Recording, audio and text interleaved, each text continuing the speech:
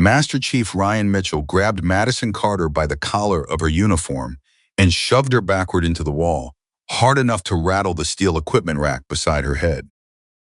"You think this is a joke?" he snarled, his face 3 inches from hers, veins visible along his jaw. "Get out of my facility before I have you escorted out in cuffs."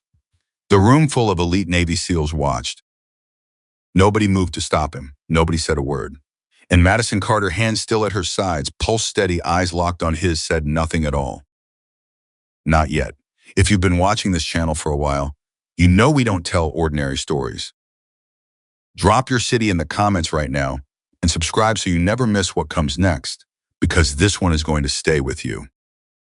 The morning Mitchell shoved Madison Carter into a wall was the morning his world began to crack.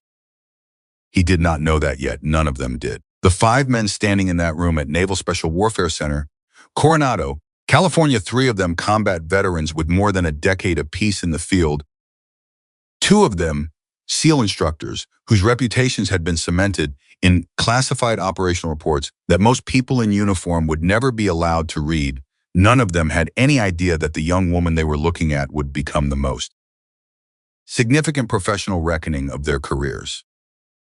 They just saw someone who did not belong. That was the honest truth of it, and Mitchell would eventually say so out loud in a room full of brass who needed to hear it.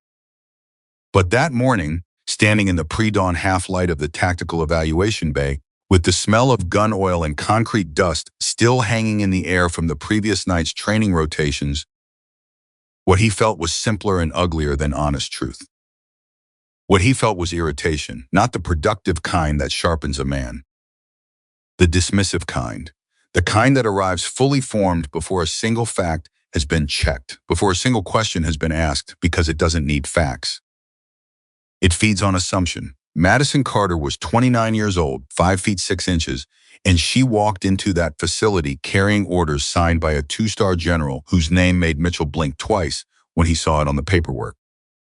She was Army, which was already a friction point. She was a specialist, not an officer, not a warrant, not a senior NCO with combat decorations stacked to her collarbone, just a specialist, which meant that on the unofficial hierarchy of the special operations community, she occupied a position that the SEALs in that room would have described privately as somewhere between junior and unproven, and left it at that.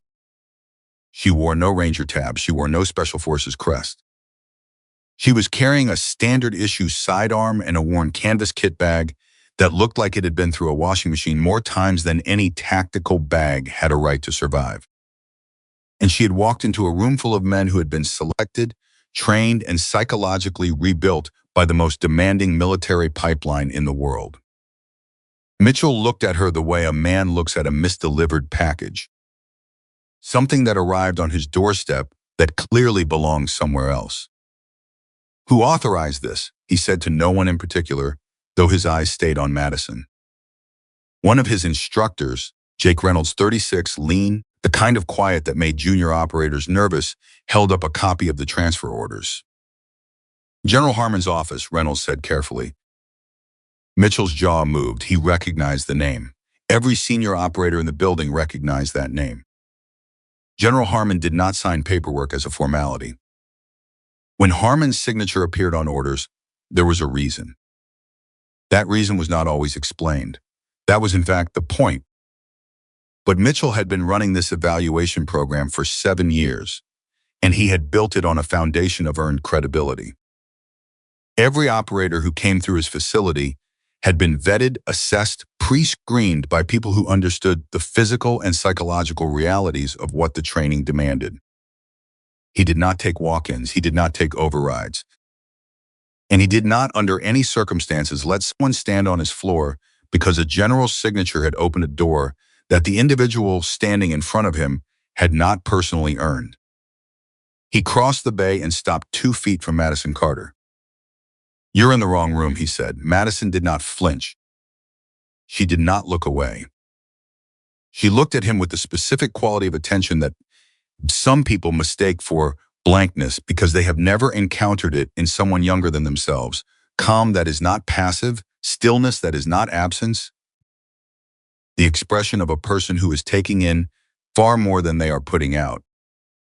My orders say different, she said. Your orders are paperwork, Mitchell said. This floor is something else. And that was when he made the mistake. Not the shove that came a minute later, after Madison had handed him the second copy of the orders and said, simply, you should read the addendum on page 3. And Mitchell, already irritated, already making the kind of decision that men in authority positions make when their authority is quietly being questioned by someone they have decided to dismiss, he had grabbed the front of her collar and walked her backward into the wall. The rack rattled, the room went still. Marcus Cole, who stood nearest to the door, and who would later describe that moment in a formal statement as the first time I genuinely questioned my read on a situation in years, watched Mitchell's hand on Madison's uniform and then watched Madison's face, and could not explain to himself why the woman pinned against the wall looked like she was the one waiting. You want to go back to whatever post sent you here, Mitchell said quietly, or do you want to spend the next 4 hours learning what this program actually requires?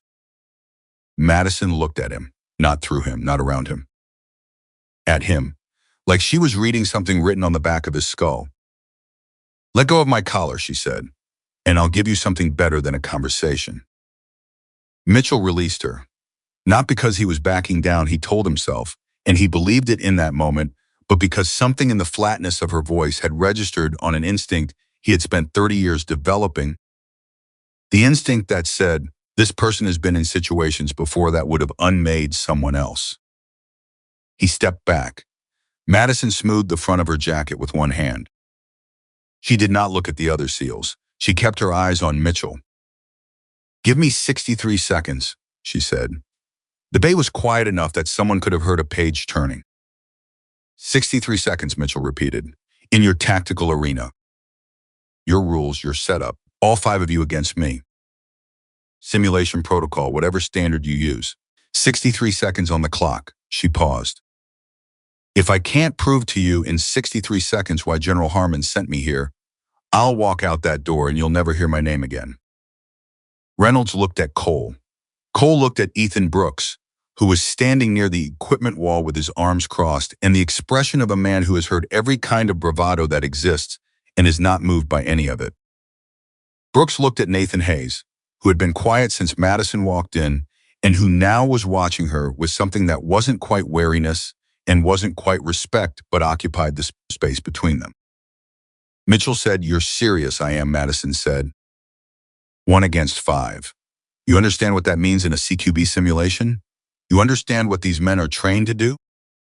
I understand exactly what they're trained to do, Madison said. That's why I picked 63. Nobody in the room understood that last part. Mitchell would think about it for months afterward, the fact that she named a number that specific, a number that seemed pulled from thin air, a number that made no tactical sense to anyone standing in that bay. He would eventually realize that it was not a random number at all. It was a message sent in a language that nobody in that room spoke yet. But that understanding came later. In that moment, Mitchell just heard it as a number, filed it as an unusual detail, and made his decision. Set the arena, he said to Reynolds. Standard 5-man infiltration protocol. Live simulation markers, full scoring. Give her the layout brief.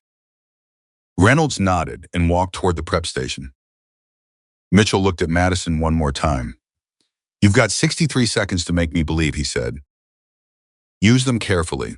Madison picked up her kit bag from the floor where she had set it when Mitchell grabbed her. She did not rush. She did not perform confidence for the room. She just moved with the same quality of attention she had been displaying since she walked in deliberate, measured, the movement of someone who is already through what happens next and found it manageable. I always do, she said. The arena briefing took 12 minutes.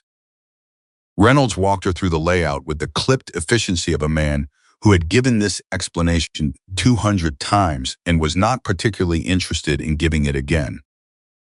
Concrete zones, 12 entry and exit points. The simulation used laser tag-derived marker technology that logged hits with video timestamps accurate to 1/10 of a second.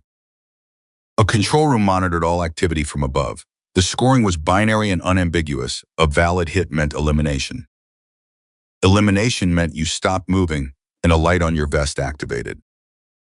Madison listened without questions. That was the first thing Reynolds noticed, not that she asked nothing, but that she asked nothing in the way that a person who has already done their homework asks nothing. She was not confused. She was confirming. When he finished, she said, "Who sets the starting positions?" "I do," Reynolds said. "Put me in zone 4, she said. Reynolds blinked. Zone 4 was the most exposed starting position in the arena. It had no cover for the first 8 meters in any direction. It was the position they assigned to new trainees when they wanted to stress test their first instinct under pressure. No experienced operator would choose Zone 4 voluntarily. That's not a strong position, Reynolds said, and despite himself, he said it almost like a warning, like he was giving her a chance to reconsider. "I know," Madison said. She walked to the equipment station and began checking her simulation weapon with the same methodical attention she would have given live ammunition magazine seating, chamber, sight alignment, grip calibration. Her hands moved without hesitation. Reynolds watched the movement and could not find anything wrong with it. "You've run a rig like this before," he said. It was not quite a question. "Similar," Madison said. She did not elaborate. The 5 SEALs took their positions on the far side of the arena while Madison walked to Zone 4. The overhead lights in the corridor sections were reduced to tactical level, enough to see, not enough to read fine detail past 10 meters. The simulation markers on their vests glowed faint green in the dimness. The control room technician's voice came through the overhead speaker. "Participants ready. Timer on your signal, Master Chief." Mitchell stood at the edge of the observation walkway above the arena. From up here, he could see the full layout, every corridor, every junction, every blind corner. He could see Madison standing alone in Zone 4, the most exposed position in the space, weapon at low ready, looking straight ahead at nothing in particular. He could also see his 4 operators positioned at the entry points of the outer ring, ready to converge. He had run this exercise several hundred times. He had a strong, intuitive model of how it would go. One person in Zone 4 against 5 coordinated operators with full arena knowledge almost always produced the same result. The single person lasted between 20 and 40 seconds before being flanked and tagged out. The record was 51 seconds, set by a Delta selection candidate 2 years prior who had been genuinely exceptional. 63 seconds was not possible, Mitchell said. The buzzer fired, and Madison Carter moved, not forward, not backward.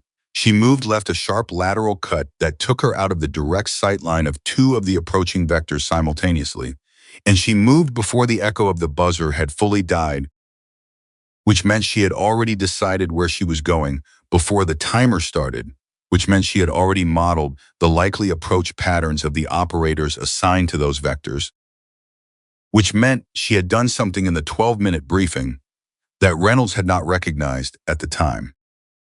She had memorized the layout, not just memorized it, mapped it, converted it into a 3-dimensional probability model of where 5 trained operators with specific tactical backgrounds would move under specific conditions. Reynolds would explain this later to Mitchell, and Mitchell would stare at the wall for a moment before saying, "She asked me to put her in Zone 4. And Reynolds would nod and say, "Because from Zone 4 she could calculate all 5 of our approach angles before we took a single step." But that understanding came after. The first operator to reach Madison's original position was Marcus Cole. Cole was built for violence, not in the crude sense, but in the technical sense that his physical dimensions and strength allowed him to operate in a CQB environment with a leverage advantage over most opponents. He was the fastest mover of the 5 in tight spaces, and his role in the simulation was to anchor the central corridor and cut off retreat. He arrived at Zone 4 and found it empty. The half-second it took him to process that information to update his mental map, to recalibrate his next movement, was the half-second Madison needed. She came from his left, at an angle that used the corridor wall as a reference point, moving tight along the concrete with her body turned sideways to minimize her profile, and the simulation hit registered on Cole's vest before he had completed his turn. A light on his vest activated. Marcus Cole was eliminated at 11 seconds. He stopped moving. He stood still with the stunned, specific expression of a man who has just had a belief system quietly dismantled in front of him. Later, he would describe the experience as the kind of thing that makes you go back and look at every assumption you've ever made about how a smaller person moves in a space like that. In the moment, he just stood in the corridor with his light blinking and watched Madison disappear around a corner. At the control room, the technician marked the first elimination and said nothing. Mitchell, on the walkway above, leaned forward slightly. His jaw was still. Ethan Brooks entered from the east corridor 14 seconds in, running a flanking pattern that should have caught Madison between himself and the vector previously occupied by Cole. It was a textbook two-man collapse, adapted for a single operator on the fly, the kind of adjustment that separated experienced operators from trainees. Brooks was moving fast, thinking clearly, executing. He came around the corner and found nothing, not because Madison was faster than him, because she had heard him.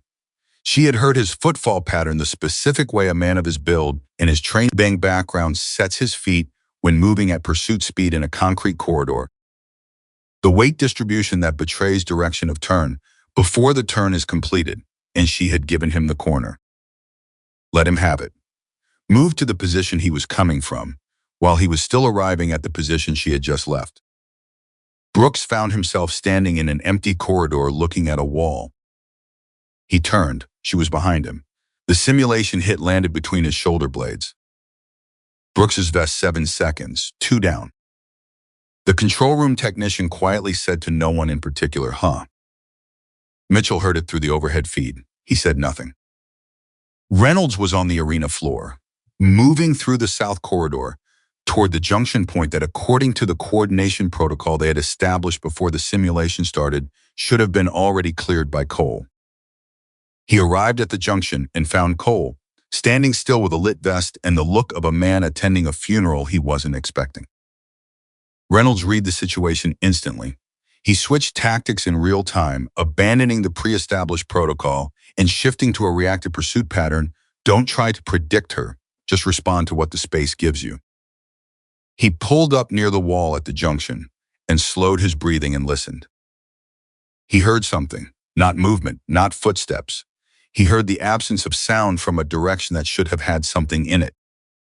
He turned toward the absence. Madison was 3 meters away, flat against the wall beside a support column, completely still, watching him with the same focused attention she had displayed when Mitchell had his hand on her collar. She was watching Reynolds the way a person watches something they already understand. She had stopped moving. She had waited. Reynolds raised his weapon, and Madison moved at the same moment, not faster, not more explosively, but at the exact right moment, the sliver of time between when his intention to fire was established and when his finger reached the trigger, and she moved at an angle that was not away from him, but slightly toward and past him, and the simulation hit landed on the side of his vest before he could complete his tracking adjustment. Reynolds' light came on. 26 seconds, 3. 3 elite operators eliminated in 26 seconds. On the walkway, Mitchell had both hands on the railing. He was not performing composure anymore. He was working to maintain it. Nathan Hayes, the tactical medic, was the most methodical of the 4. He did not rush. He moved with the careful, conserving intelligence of a man who had spent deployment after deployment thinking about how the body fails and how to keep it functioning. And he brought that same philosophy to tactical movement. Don't exceed what the situation requires. Don't burn capability you might need 30 seconds from now. He came into the arena from a secondary access point, one that wasn't in the original coordination protocol, one he had identified during the briefing as a variable that a single-person defender would have trouble accounting for. He was right. Madison had not anticipated the secondary point. He had a clear shot. He took it. The simulation marker hit Madison in the left shoulder. On her vest, a yellow light activated a near-miss designation in this particular protocol's scoring system, the difference between a disabling hit and a clean elimination. She was slowed, not stopped. Hayes moved to close the distance. Madison turned toward him with the shoulder facing away, changed her profile, and kept moving. Hayes corrected. She corrected with him. They moved through the corridor for 4 seconds, Hayes trying to establish angle, Madison refusing to give it to him until she used the narrow space between a support column and the wall to force Hayes to choose between following her to a choke point or going wide and losing her. He went wide. She came out of the choke point on the other side and waited. He came around. She was there. The hit landed. Hayes' vest lit up full elimination. 41 seconds. 4. The only person remaining was Mitchell. He had not planned to enter the arena. He had not entered the arena in a training simulation in almost 2 years because his role had shifted from operator to instructor, and he had made a deliberate choice to keep himself on the observation side. But when Hayes' light came on and the scoreboard showed 4 eliminations at 41 seconds, Mitchell looked at the number and then looked at the woman still moving on his arena floor and made a different choice. He came down from the walkway. His operator saw him move and none of them said anything. Cole and Brooks and Reynolds and Hayes stood in their respective positions with their vests lit up and watched their commander strip off his radio headset and pick up a simulation weapon from the equipment station near the arena entrance. He had 33 seconds left on the clock. He walked into the arena. Madison heard him. She did not see him. He had entered from a direction she did not have an immediate sightline to, but she heard the specific cadence of his footsteps, which were different from his 4 operators in the ways that 30 years of heavy operational movement leave their signature on a man's gait. Mitchell walked like someone who had carried weight for a very long time and had made peace with it. She had been listening to him all morning. She knew how he moved before he took his first step on the arena floor. Mitchell came through the central corridor with the deliberate pace of a man who understood that rushing was not going to help him. He was thinking clearly. He was not angry anymore. The anger had been replaced by something more focused and more honest. The specific attention a real warrior pays when he finally recognizes he is in a real fight. He came to the first junction and stopped. He listened. Silence. He moved left. The corridor stretched for 8 meters to a bend. He moved toward the bend, and halfway there he felt something shift. The quality of the silence around him, not a sound, not a movement, but a change in the pressure of the air in the space. The way a room feels different when someone enters it even before you see them. He stopped. I know you're here, he said. Silence.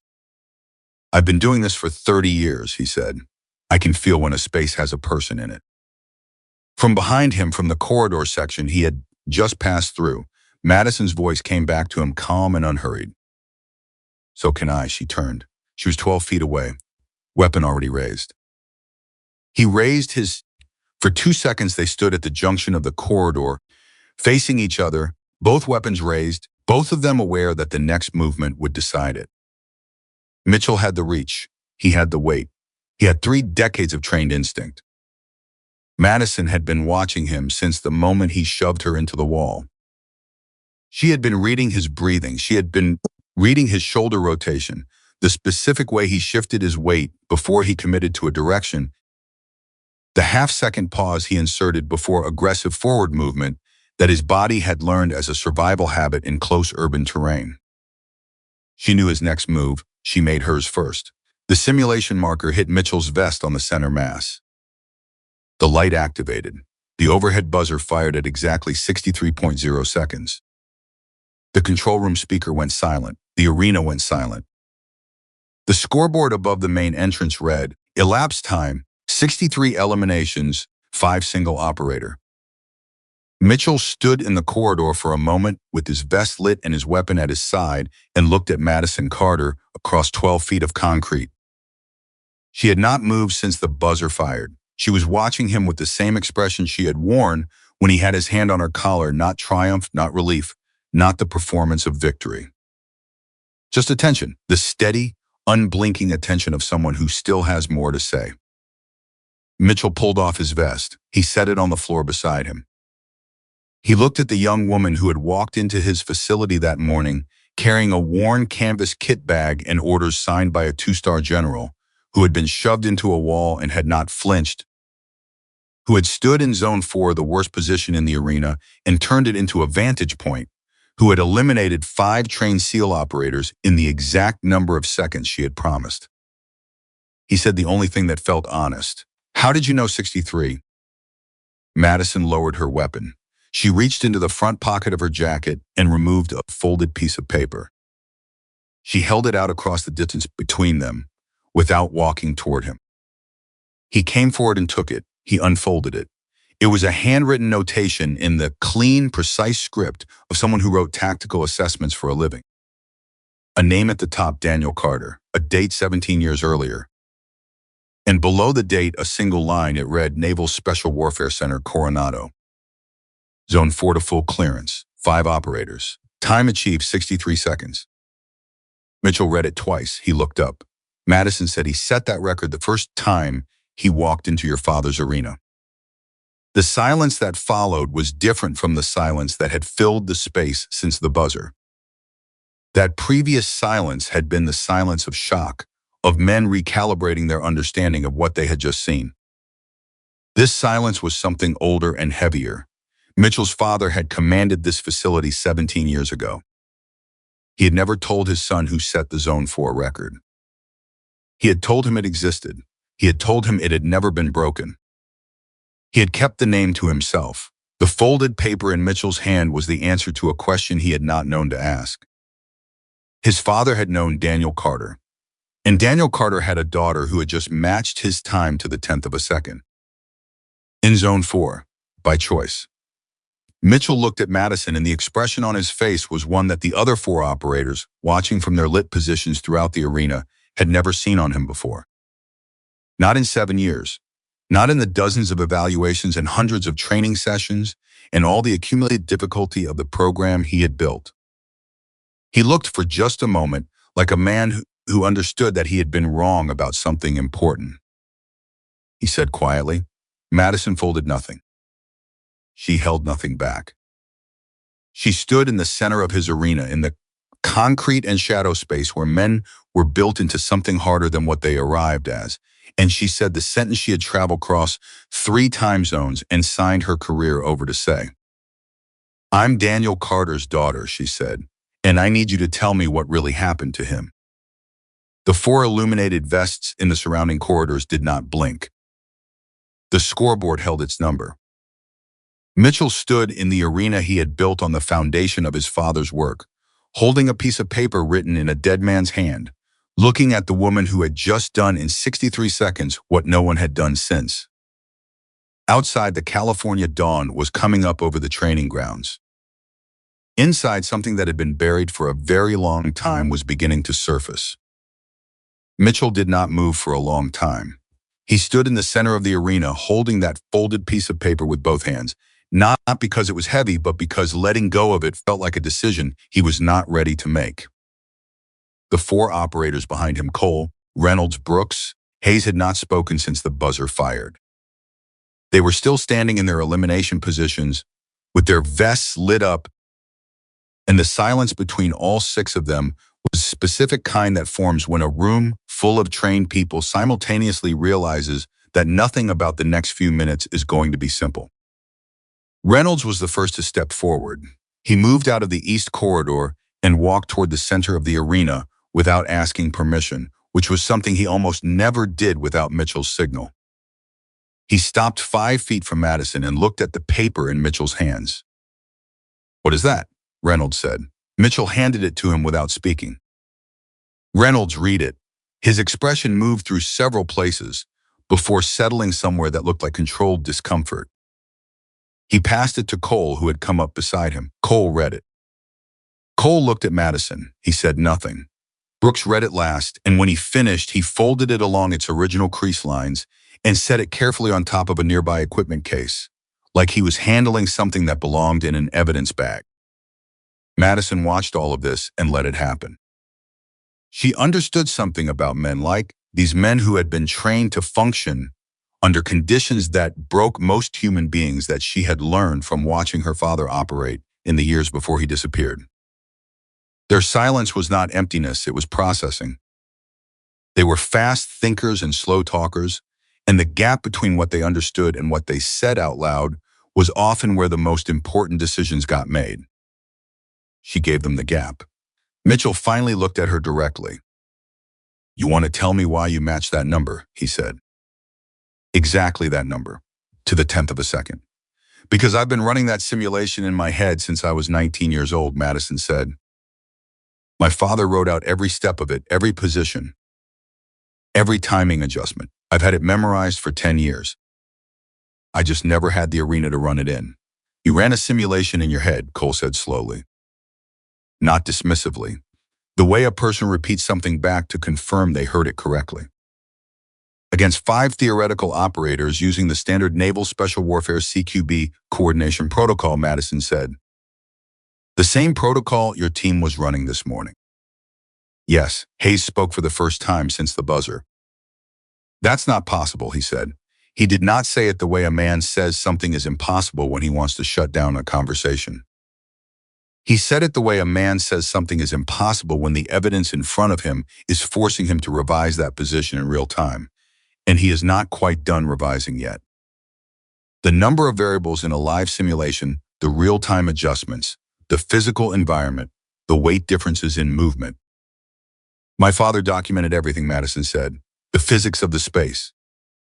The behavioral patterns of operators trained under the Naval Special Warfare framework. The decision trees that emerge under 5-on-1 pressure." She paused.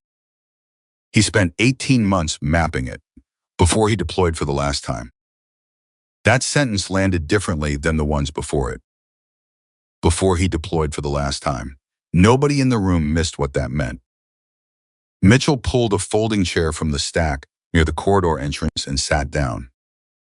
It was the first time anyone had sat down since Madison walked into the facility. It was a small gesture, but it changed the weight of the room. It said that whatever was happening next was not going to be resolved in standing time. "Start from the beginning," he said. Madison looked at him. "How much of the beginning do you want?" "All of it," Mitchell said. "We've got time." She told him about her father, not the official version.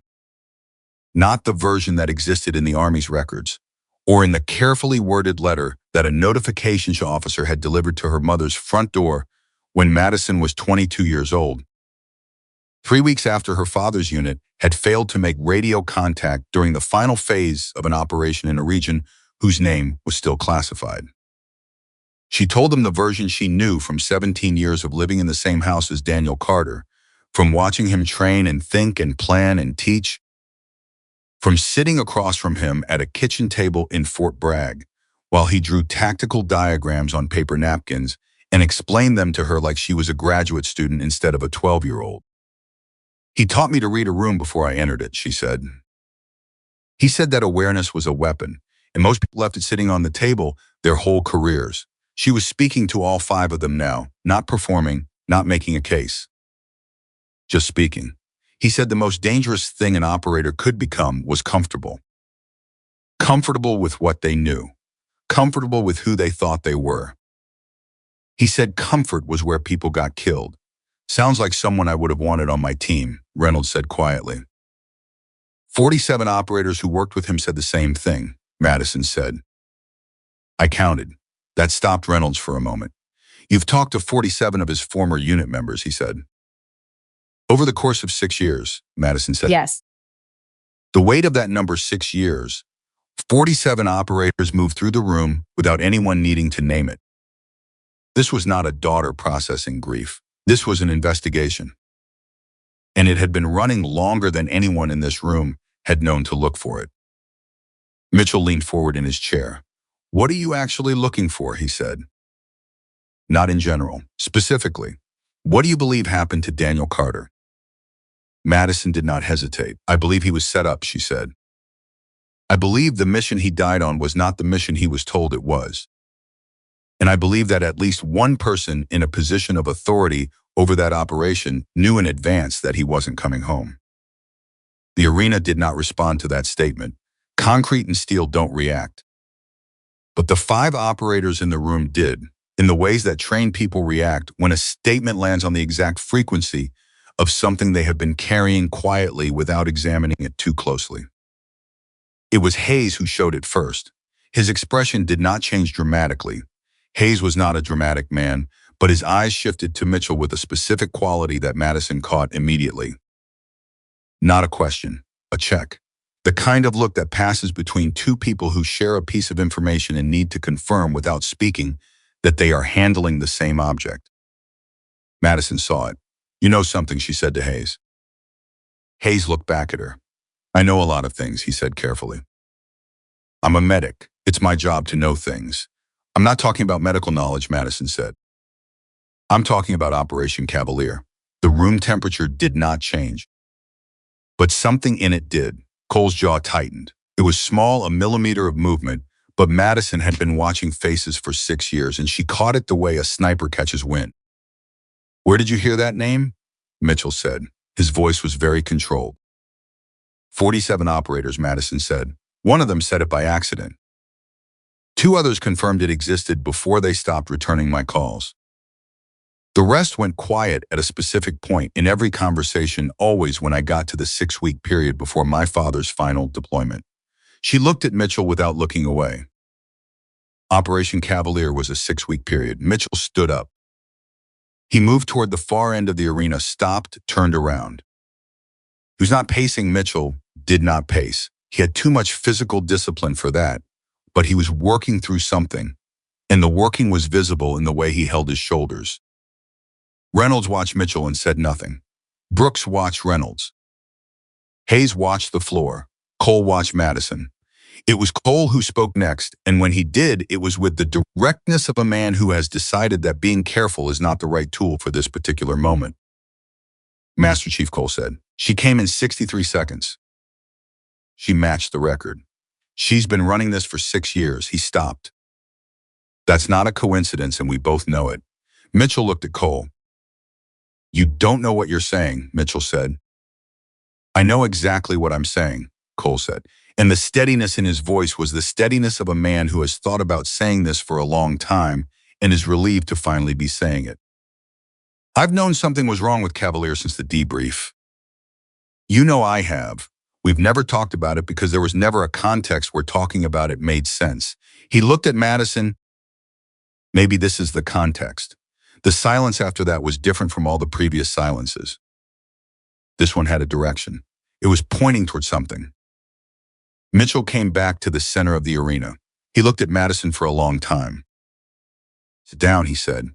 She sat on a crate near the equipment wall. He pulled his chair close. Reynolds and the others gathered in, not standing over anyone.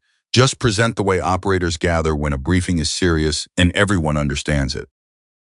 "What I'm about to tell you," Mitchell said, "does not leave this room until we understand what we're dealing with." "Agreed?" "Agreed," Madison said. "Operation Cavalier was a joint extraction and intelligence recovery operation," Mitchell said. 12 operators total, 4 Army, 8 SEAL. Your father was the Army team lead. I was his SEAL counterpart." He stopped. "We were extracting a source from a facility in a region I'm not going to name. The source had documentation, physical documentation, that related to a weapons procurement program that certain people wanted stopped before it became public. The mission was real," Madison said. "I know that part." "The mission was real," Mitchell confirmed. "But the intelligence we were given going in had gaps. Not the normal gaps, the specific kind of gaps that means someone made a decision about what we were allowed to know." He looked at his hand. "Your father noticed the gaps. He flagged them in the pre-op assessment. He was told the gaps were a compartmentalization measure. Need to know. He accepted that because we all did." "But he didn't stop noticing," Madison said. Mitchell looked up. "No," he said. "He didn't stop noticing. He kept a separate log during the operation. His own record, separate from the official mission documentation. He was careful about it. He didn't show it to me during the op, but I knew he was doing it, because I know how your father thought, and I know what he did when he smelled something wrong." Madison's posture had not changed, but something in it had sharpened. "Where is that log?" she said. "I don't know," Mitchell said. "And that's the truth. When the operation went wrong, when your father's element got separated from my element during the extraction, I tried to reach him on 3 separate frequencies. Nothing. The official report said his team took fire during the egress and were eliminated at the secondary extraction point." He stopped. "I never believed that report." The arena was completely still. You never believed it, Madison said slowly. You never believed it and you never said anything. Mitchell held her gaze. To who? He said. To the debrief team that was assembled in 48 hours by the same command structure that constructed the operation. To the oversight panel that spent 4 days reviewing a mission where 3/4 of the operational documentation was classified above their clearance level. He shook his head. I wrote my statement, I submitted it through proper channels. And then I spent the next 6 months watching it disappear into the system. He paused. That is when I decided to build this program, this facility, because I needed something I controlled. Madison looked at him for a moment before she spoke. You've been waiting, she said. Not accusation, realization. Mitchell did not answer immediately. Hayes spoke instead. He ran Cavalier scenario training exercises for 4 years after the operation, Hayes said quietly. I'm the only one in this room who knows that, because I was the one reviewing the medical metrics from those exercises. He looked at Mitchell. You were running the scenario over and over, looking for the variable you missed. Mitchell said nothing. Cole said, Master Chief. Mitchell looked at Cole. She matched the time, Cole said simply. She's Daniel Carter's daughter, and she matched the time, and she's been running this for 6 years, and she already knows the name Cavalier. What are we doing here? The question hung in the air between all 6 of them. Mitchell looked at Madison Carter, at the daughter of the man who had saved his team once, who had set a record in this arena that Mitchell had never allowed to be officially logged, because logging it meant acknowledging where it came from, and acknowledging where it came from meant having a conversation he had not been ready to have, and he made a decision. There is a name, Mitchell said, a name that came up in my private review of the Cavalier timeline. Someone who had access to the operational intelligence since before the mission launched. Someone who had a financial connection to the procurement program your father's source was documenting. Someone who has been in an elevated position in the defense contracting sector for the last 14 years. Madison waited. His name is Richard Galloway, Mitchell said. He was a civilian intelligence liaison attached to the operation. He was the one who briefed us on the gaps. He stopped. He told us the gaps were compartmentalized. He was the compartmentalization. The name landed in Madison's chest like a physical object, because she had heard it before, not from any of her 47 operator interviews, not from any of the documents she had spent 6 years compiling. She had heard it from her father, 3 weeks before his final deployment. They had been sitting at that kitchen table in Fort Bragg, and her father had been quiet in the way he was quiet when something was sitting on him, and he had finally looked up and said her name. And she had said, what? And he had said, if anything happens, and nothing is going to happen, but if it does, remember the name Galloway. Write it down somewhere safe. Don't tell your mother. Just remember it. She had been 22 years old. She had written it in the back of a notebook she still had. She had never told anyone. I know that name, she said. Every head in the room turned toward her. He told you? Mitchell said. He told me to remember it, Madison said. He didn't tell me why. He didn't tell me what it meant. He just said remember it, like he was handing me a piece of evidence and hoping he'd be alive to explain it. She stopped. She did not look at the floor. She did not look away. She was 29 years old, and she had been carrying that name for 7 years, and she had known for the last 3 that it was connected to something larger than a single operation, but she had not been able to find the through line that connected Galloway to her father's death in a way that would hold up to scrutiny, in a way that was more than a grieving out daughter's theory, in a way that someone with authority would be required to take seriously. Mitchell had just handed her the through line. Reynolds, who had been quiet for longer than normal for him, said, where is Galloway now? Apex Strategic Solutions, Mitchell said. He's been the director of intelligence services there for 11 years. Biggest private defense contractor on the eastern seaboard. Cole made a sound that was not quite a word. Hayes said Apex.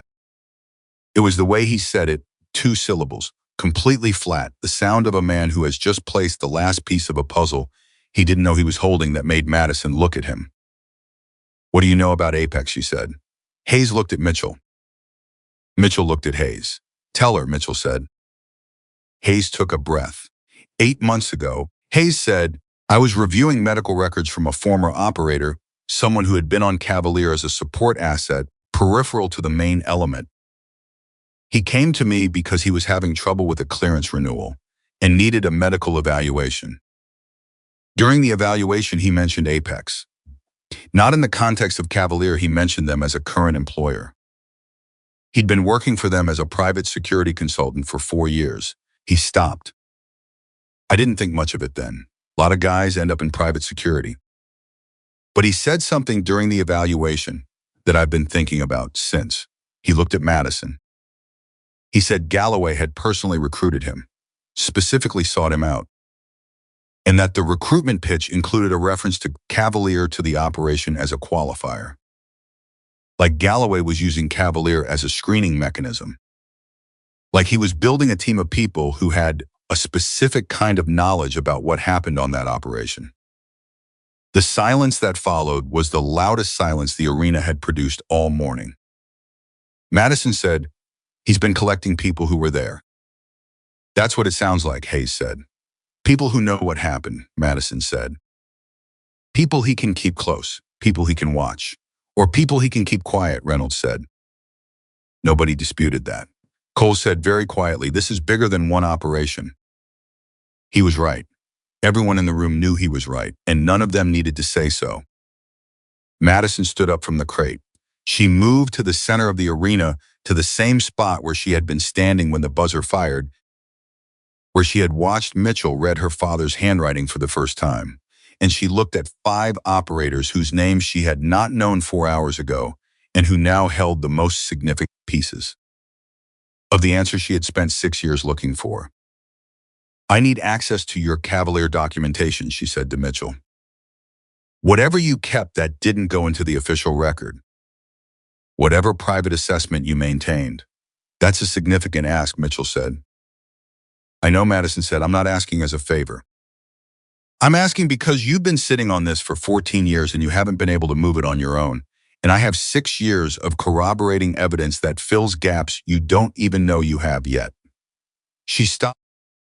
You said you built this program because you needed something you controlled. I've spent 6 years building something I control. Maybe it's time we put them together. Mitchell was quiet for a long moment. Reynolds looked at him. Cole looked at him. Mitchell looked at the folded paper that was still sitting on the equipment case where Brooks had set at the piece of paper with his father's arena and Daniel Carter's time in the handwriting of a man who had known something was coming and had chosen to leave a trail of breadcrumbs precise enough that his daughter could follow them all the way to a room full of people who finally had enough pieces to act. He picked up the paper. He held it for a moment. He said, my father knew yours. Yes, Madison said. My father kept a record too, Mitchell said. Of everything that happened in this facility in the years he commanded it. The records, the assessments, the names and times and outcomes.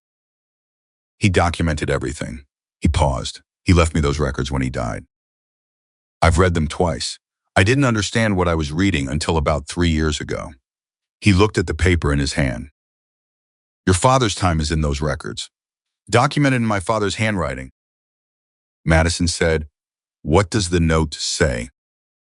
Mitchell's voice was steady, but only because he made it so. It says, send this man's children here if anything happens to him. They'll know what to do. The arena absorbed that. Madison absorbed it. Her father had planned this. Not just the 63 seconds. Not just the name written in her notebook, all of it. The trail that led her to these 47 operators, and eventually to this facility, and eventually to this room. And eventually to the 5 people who held the pieces she needed. Her father had planned all of it, years before it became necessary, with the specific intelligence of a man who understood that he was walking into something he might not walk out of, and who refused to let that mean the truth died with him. Cole spoke first, because Cole had the specific ability to take the most emotionally loaded moment in a room and redirect it toward the next required action. All right, Cole said. So what's the play? Mitchell looked at Madison.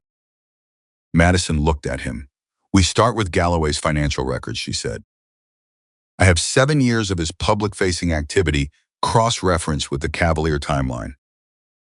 There are 3 transactions that I can't explain with the information I currently have. Your private assessment may give me the context to explain them. If we can explain them, Mitchell said, that's not a theory anymore. No, Madison said. That's evidence. Reynolds said, evidence that goes where? Who do you take this to? If Galloway has been managing this for 14 years, he's got people in place at every review level that matters. Not every level, Madison said. There's a Joint Inspector General review that was quietly reopened 6 months ago. I don't know who opened it or why, but someone with authority decided Cavalier was worth looking at again. That means there is at least one person in the chain who hasn't been managed. Hayes said, how do you know about a classified Inspector General review? Madison looked at him. The same way I know about Operation Cavalier, she said.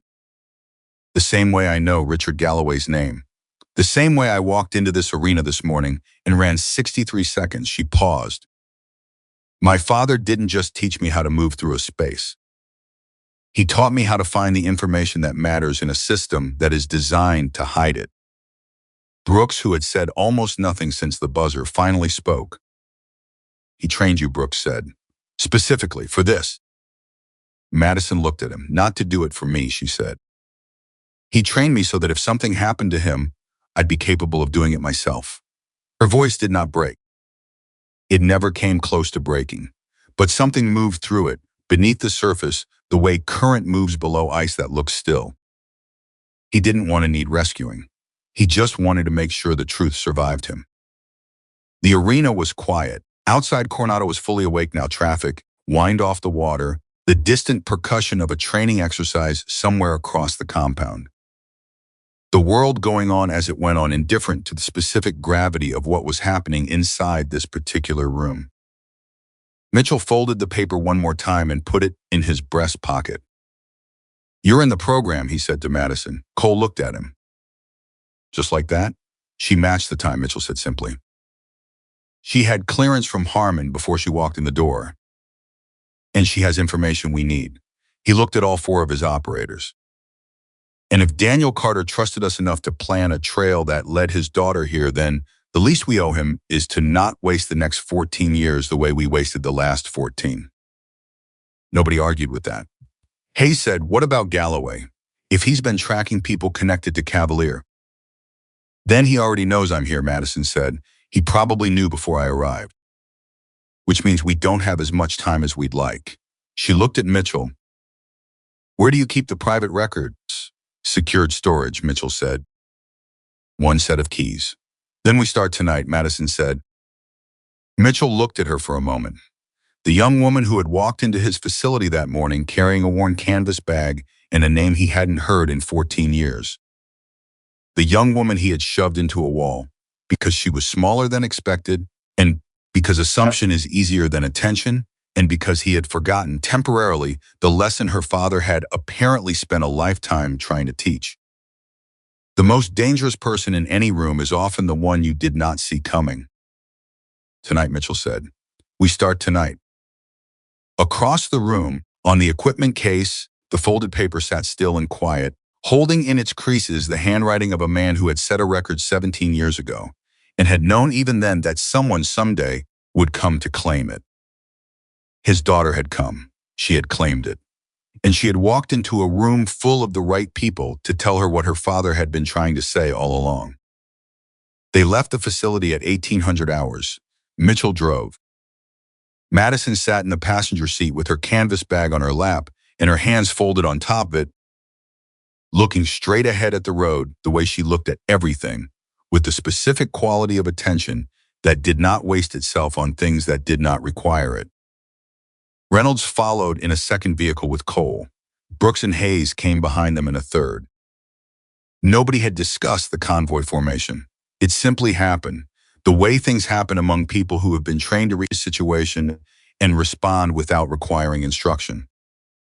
The storage facility was 40 minutes from Coronado. Not a commercial unit, a private property. A converted outbuilding on a piece of land that Mitchell had owned for 9 years. and that was registered under a name that was not his. He had set it up 3 years after Cavalier, in the period when he finally understood that the records he was keeping might one day need to exist somewhere, that a routine audit would not find them.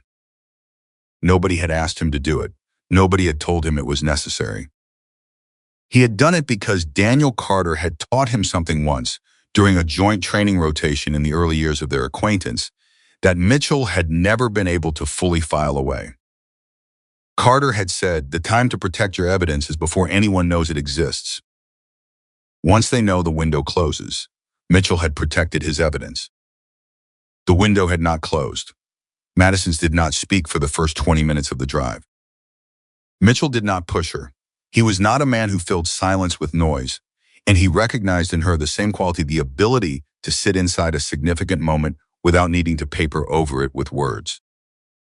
They drove through the early evening with the last of the California light coming down flat and orange across the road, and Mitchell thought about his father, and Madison thought about hers, and neither of them said so. At the 23-minute mark, Madison said, Galloway was at the pre-deployment briefing.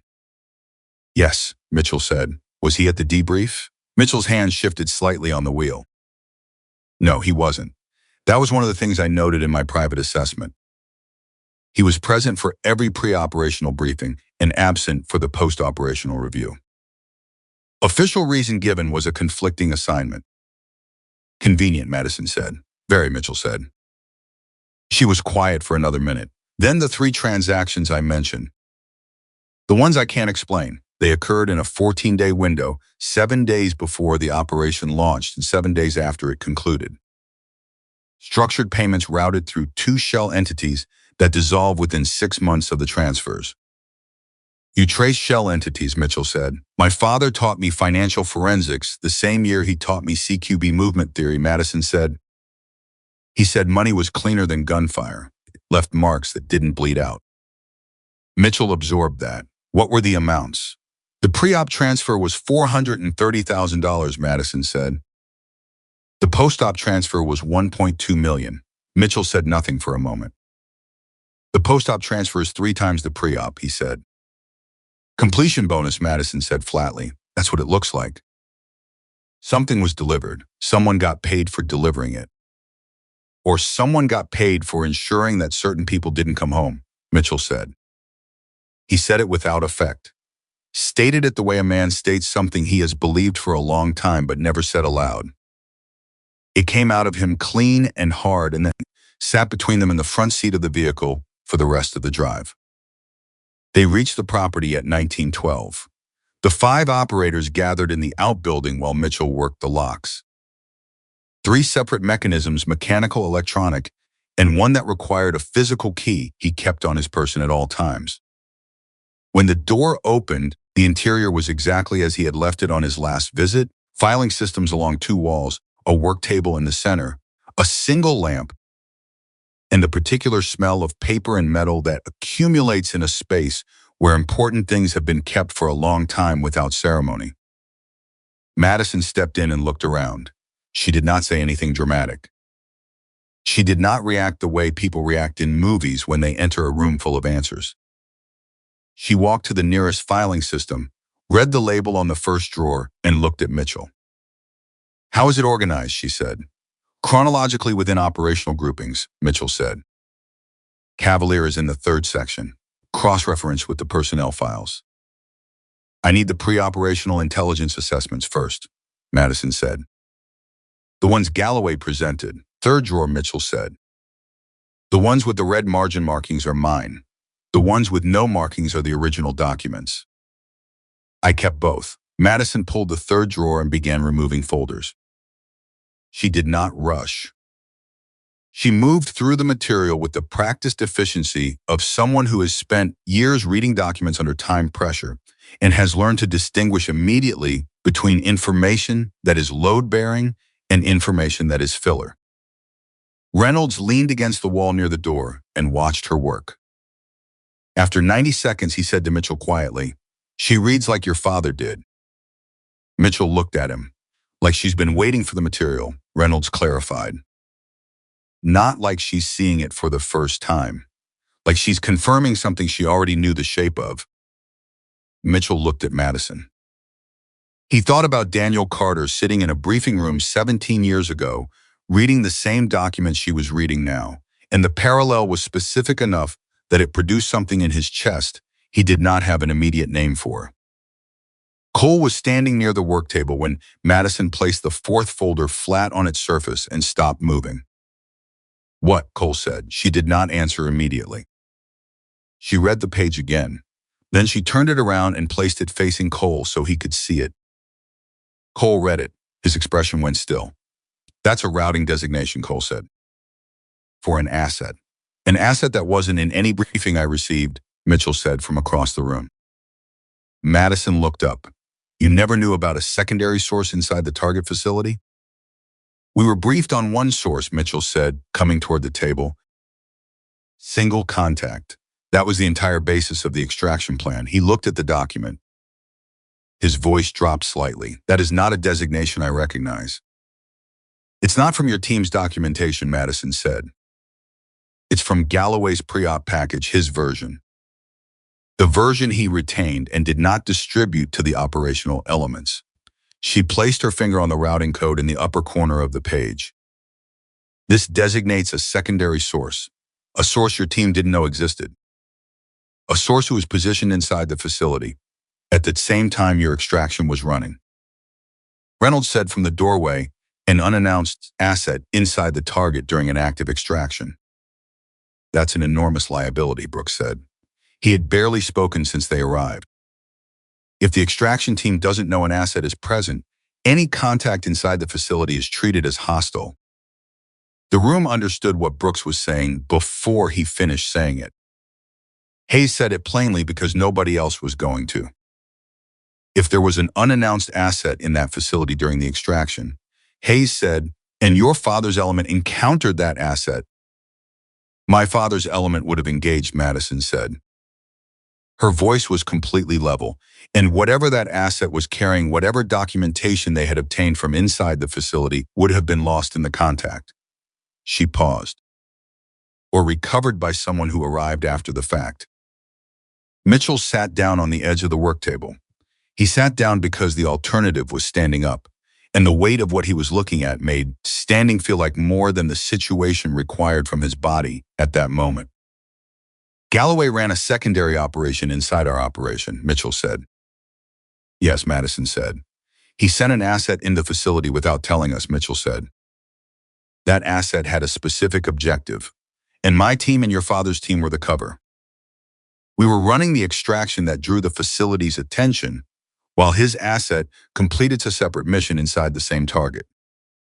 And when the extraction went wrong," Madison said, "when the timeline broke down and your father's element got separated, they encountered the secondary asset.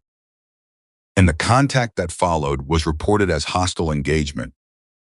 Enemy fire combat losses." Her voice was still level.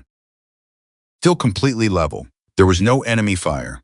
There was a collision between two elements that had no knowledge of each other because one of them was never supposed to exist on paper." Cole pressed both palms flat on the table and looked at the documents without speaking. Reynolds had moved away from the door and was now standing beside Mitchell, and his expression was the expression of a man who has been wrong about something for a very long time and has just understood the exact dimensions of how wrong he was. Hayes said Daniel Carter's log, the one he kept privately during the operation. If he documented what his element encountered, it would show that the contact was not enemy-initiated, Madison said.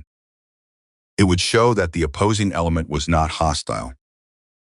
It would document the secondary asset and potentially the objective of the secondary mission. She looked at Mitchell. "Which is why that log has never been found. Which is why Galloway has spent 14 years making sure it stays unfound." Mitchell stood back up. The lamp in the corner of the outbuilding threw the same light it always threw. The filing systems along the walls held the same documents they had always held. Nothing in the physical space had changed in the last 5 minutes. But the understanding in the room had shifted in a way that made everything look different. "He's been protecting himself," Mitchell said, "not just from accountability for the operation. From a criminal charge. If that log surfaces, if anyone can document that Carter's element engaged a non-hostile target that Galloway deliberately concealed from the operational briefing. That's not negligence, Reynolds said. That's not the bad call under pressure. No, Mitchell said. That's a setup, Reynolds said. That's deliberate. That's a man who structured a mission to produce a specific outcome and covered his tracks afterward. That's murder, Madison said. The word did not echo. It just settled into the room and sat there with the weight of a thing that has been true for 14 years and has been waiting this long for someone to say it correctly. Nobody disputed it. After a long moment, Cole said, the log. Where would it be? If Carter kept it during the operation and never came home, he would have passed it, Madison said. He would have had a protocol for that. He was too careful not to. She looked at Mitchell. The 47th operator I interviewed, the last one, the one who went quiet before I could finish, he said something before he stopped talking. He said that Carter gave something to a team member during the final phase of the extraction. Before the contact, he didn't say what it was. He said it happened fast, and he didn't think much of it at the time. Who was it passed to, Mitchell said. He didn't say the name, Madison said. He said he couldn't, and then he stopped returning my calls. The room considered that. Brooks spoke for the first time in over an hour. The support assets on Cavalier, Brooks said. There were 12 operators on the main elements. But there were support personnel, logistics, signals, medic attachments who weren't in the primary documentation because they were attached from different units. He looked at Hayes. You pulled the medical records from one of those support assets. Hayes straightened. The operator who came to me 8 months ago, Hayes said, the one Galloway recruited to Apex. He was peripheral to the main element, Madison said. She was looking at Hayes with the focused attention she gave to things that were about to become important. That means he was present during the operation without being in the primary operational structure. He could have witnessed a handoff without it being documented. And Galloway recruited him afterward, Reynolds said. To keep him close, Cole said. To keep track of what he knew. Or to use him, Madison said. A person who witnessed a handoff and is now employed by the man who needs that handoff to stay hidden, that's not just a liability. That's a controlled liability. Galloway knows what this man saw. And this man knows that Galloway knows. Hayes' expression was tight. He's not going to talk, Hayes said. Not voluntarily. He's been inside Apex for 4 years. He's gotten comfortable. He's got a salary and a security clearance and a post-service life that works. Coming forward means blowing all of that up. And it means admitting he's been sitting on a witness account of what happened on Cavalier for 14 years, Reynolds said. People do the wrong thing for a long time, and then they can't figure out how to do the right thing without destroying themselves in the process, Cole said. He did not say it with judgment. He said it with the weariness of a man who understood that specific kind of trap from the inside. Mitchell looked at Madison. Can you get to him, Mitchell said. I can try, Madison said, but not with a direct approach. If Galloway is monitoring his contacts, and I have to assume he is a direct approach from me, triggers an alert. Then it can't come from you, Mitchell said. He looked at Hayes. You already have a professional relationship with him. Medical evaluator. He came to you 8 months ago. A follow-up contact wouldn't be unusual. Hayes looked at Mitchell for a moment. You're asking me to run a soft approach on a potential witness to a 14-year-old classified operation, Hayes said. I'm asking you to call a man who came to your clinic for a medical evaluation and see how he's doing, Mitchell said. That's all. Hayes thought about it. His name is Terrence Boyle, Hayes said. Former Army signals. He's in Virginia Beach now. He paused. He was nervous during the evaluation. Not in the way people are nervous about their medical results. In the way people are nervous when they're holding something that doesn't belong to them. Madison said he knows where the log is. Hayes looked at her. I don't know that, he said carefully. You think he knows where the log is, Madison said. Hayes was quiet for a moment. I think that when he mentioned Cavalier during the evaluation, Hayes said slowly, and when I didn't react the way he expected, because I didn't know then what I know now, he decided not to say the next thing he was going to say. He stopped. And I think the next thing he was going to say was something that would have changed everything. The lamp in the corner hummed. Outside, the property was dark and quiet. The California night had come down fully over the last hour while they were inside, and none of them had noticed it happening. Time had moved differently in this outbuilding than it moved in the world outside. The way it always moves differently when people are inside something significant. Madison pulled a second folder from the stack she had set aside and opened it on the table. "There's one more thing," she said. Her voice had not changed, but something in it had gathered itself, the way a current gathers before it moves into a narrower channel. In Galloway's pre-op package, the document with the secondary asset routing designation, she turned to a page near the back of the folder and placed her finger on a line of text near the bottom. "This authorization code." Mitchell looked at it. Reynolds looked at it. Hayes leaned in from the side. The code was a standard operational authorization stamp, the kind that validated the involvement of a senior oversight official. The kind that meant someone above Galloway in the chain had signed off on whatever Galloway was running. Mitchell said, "I don't recognize that authorization code." "You wouldn't," Madison said. "It's not from the military chain. It's from a civilian oversight structure, a specific interagency committee that had jurisdiction over joint operations involving civilian intelligence assets during that period." She looked up. "I spent 4 months identifying that code. I had to go through 3 retired intelligence officers to get a confirmed read on it." Reynolds said, "Whose signature is it?" Madison looked at him. "Senator David Harlan," she said, "chairman of the Senate Armed Services Committee at the time of Cavalier. Currently serving his 5th term. Currently on the Oversight Committee for the Inspector General review that was reopened 6 months ago." The temperature of the room changed, not the actual temperature. The temperature in the way that rooms change temperature, when the scale of something suddenly becomes visible when what looked like a problem reveals itself to be the visible edge of something much larger and much more deeply embedded. Cole said very quietly, "The man who opened the IG review is also the man who signed off on Galloway's secondary operation. Either he opened it to get ahead of something he thinks is surfacing," Madison said, "or someone he doesn't control is using his committee to look at things he spent 14 years keeping buried." "Which is it?" Brooks said. "I don't know yet," Madison said. "And until I know, the IG review is either our most important asset or our most dangerous liability."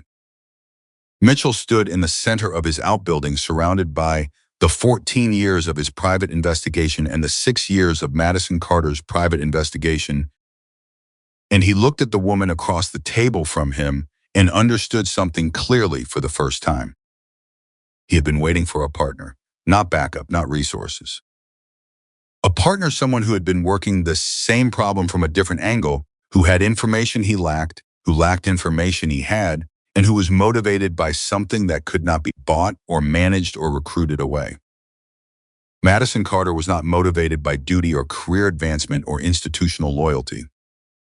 She was motivated by the truth about her father, which was the simplest and most durable form of motivation that existed, the kind that did not decay under pressure and did not negotiate and did not accept a settlement. That was the kind of motivation that moved things. "We need to know which it is before we take another step," Mitchell said.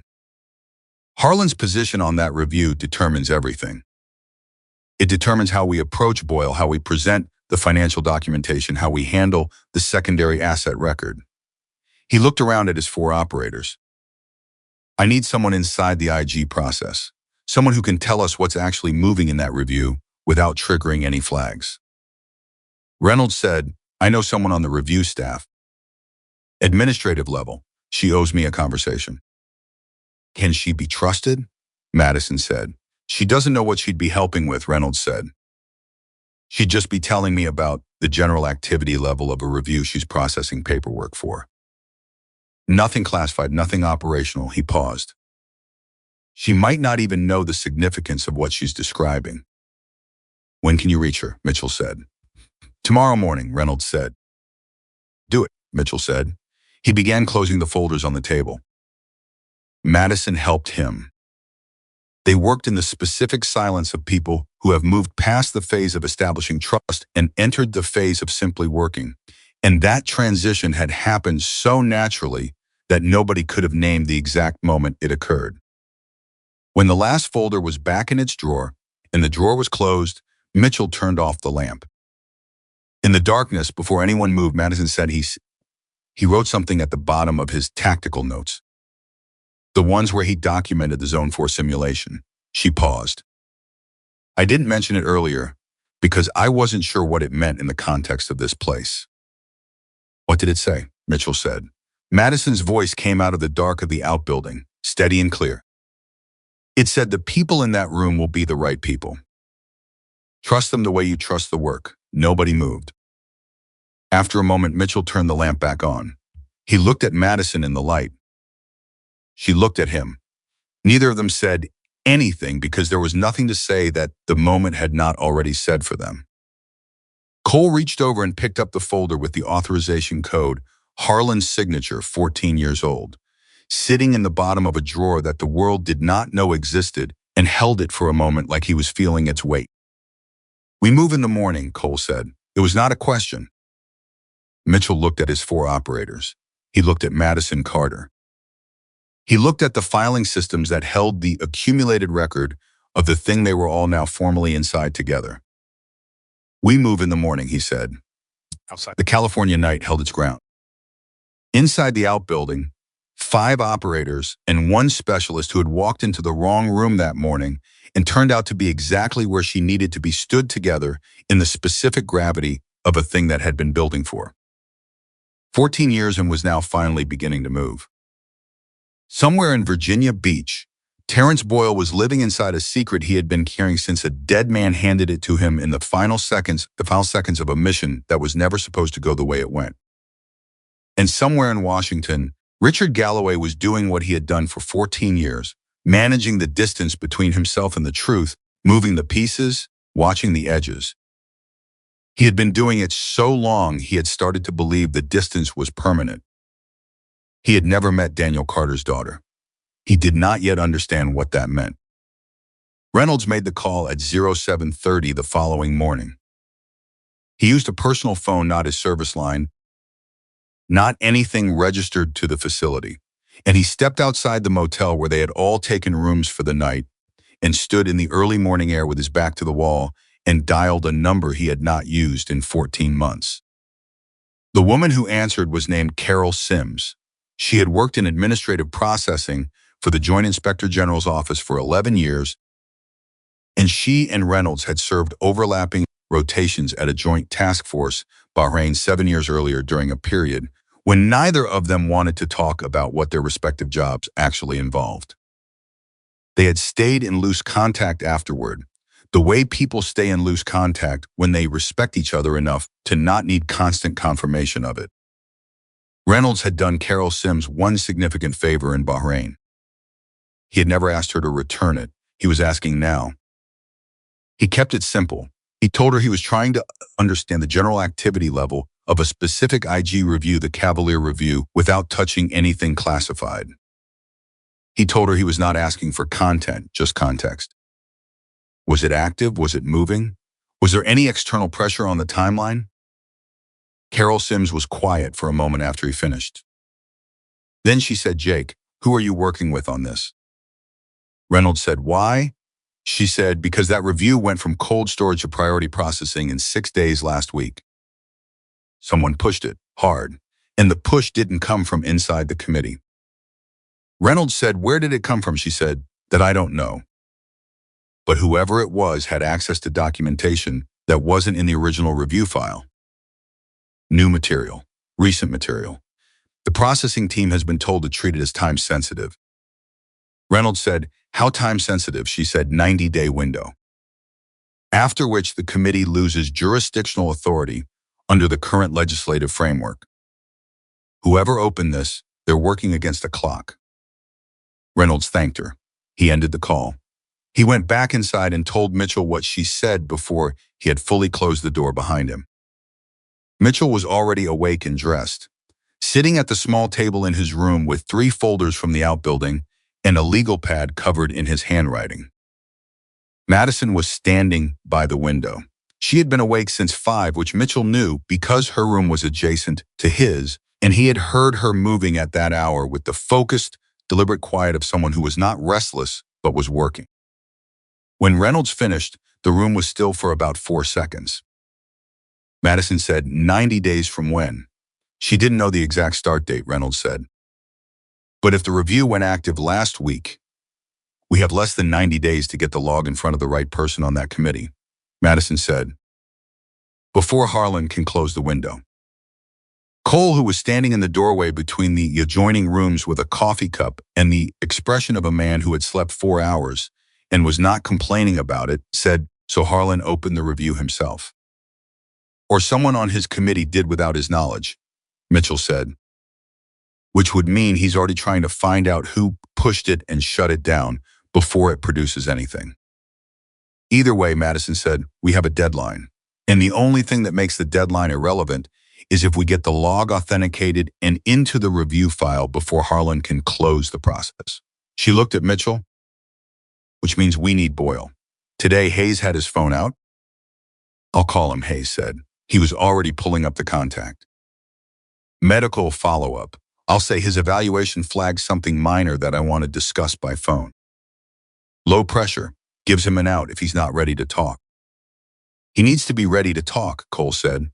He'll be more ready if I don't walk in the front door with 5 operators behind me, Hayes said evenly. He looked at the room. Let me make the call. Mitchell nodded. Hayes stepped out. The rest of them waited with the specific quality of patience that trained people maintain when they know that patience is the correct tactical choice, but every instinct they have is pushing toward movement. Reynolds drank his coffee. Cole went back to his room and came back with his own legal pad. Madison stood by the window and did not move. Mitchell watched her. He had been watching her in the peripheral way. He watched everyone who operated near him, not obviously, not with intent that showed, but the way a man watches when he is building an accurate picture of a person under conditions that reveal things. What he had built in the last 18 hours was a picture he was still adjusting. What he kept returning to was the 63 seconds.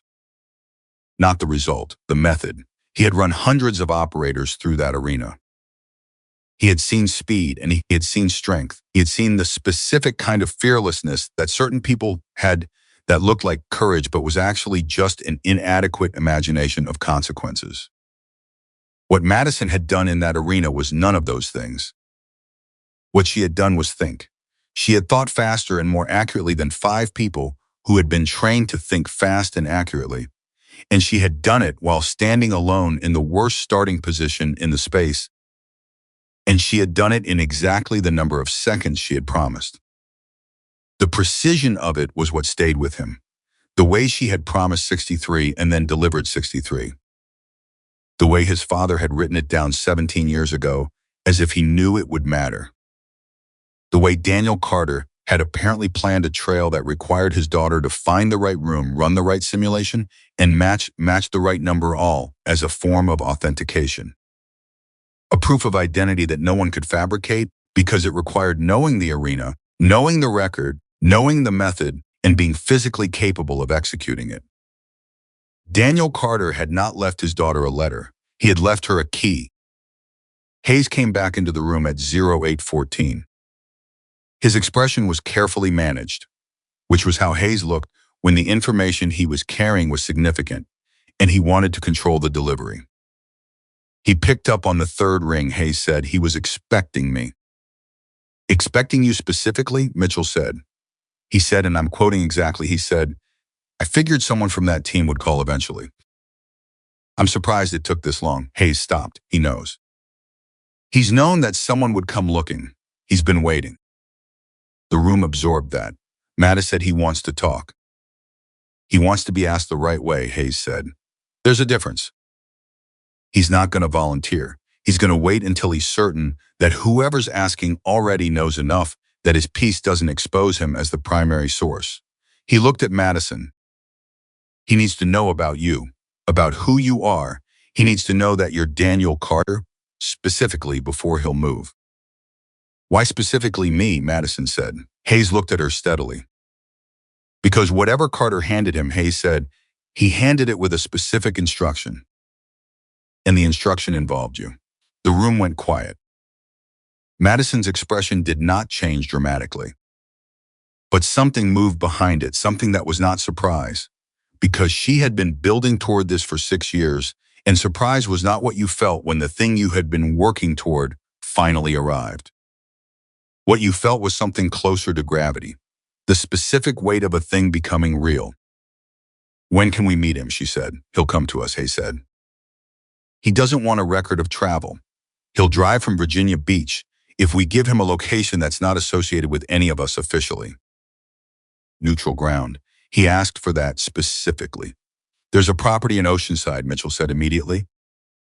Belongs to a retired warrant officer who served with my father.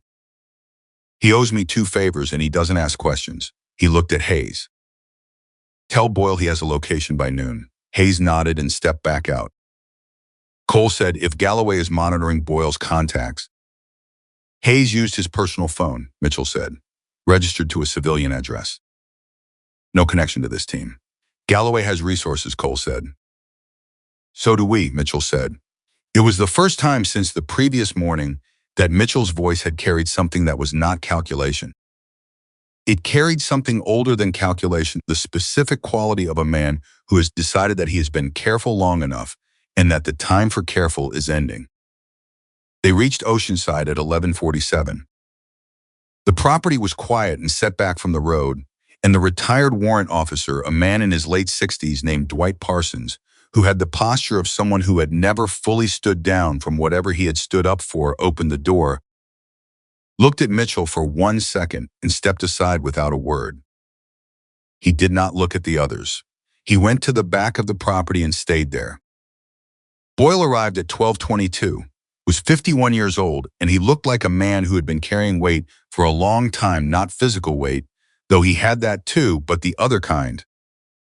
The kind that settles in behind the eyes and around the mouth and makes a person look older than their years in a specific way that has nothing to do with age. He drove a civilian pickup truck, parked it on the street, and walked to the door with the gait of a man approaching something he had already decided he was going to do, but had not yet fully convinced his body to agree to. Hayes met him at the door. Boyle looked at the room. He saw Mitchell, he saw Reynolds and Cole and Brooks. He saw Madison last, and when he saw her, he stopped moving. He looked at her for a long time. You look like him, Boyle said. I know, Madison said. Boyle sat down. He did not wait to be asked. He did not do any of the preliminary negotiating that people do when they are about to say something they have kept to themselves for a long time. He sat down and put his hands flat on the table and started talking. And what came out of him had the specific quality of something under pressure that has finally found its release, controlled but not hesitant, steady but not rehearsed. I was signals support on Cavalier, he said, peripheral attachment. I was not in the primary element. I was managing the communications relay from a secondary position approximately 400 meters from the target facility. He paused. I could hear the team radio traffic. I could not participate in it. My job was to maintain the relay, not to contribute to operational decisions.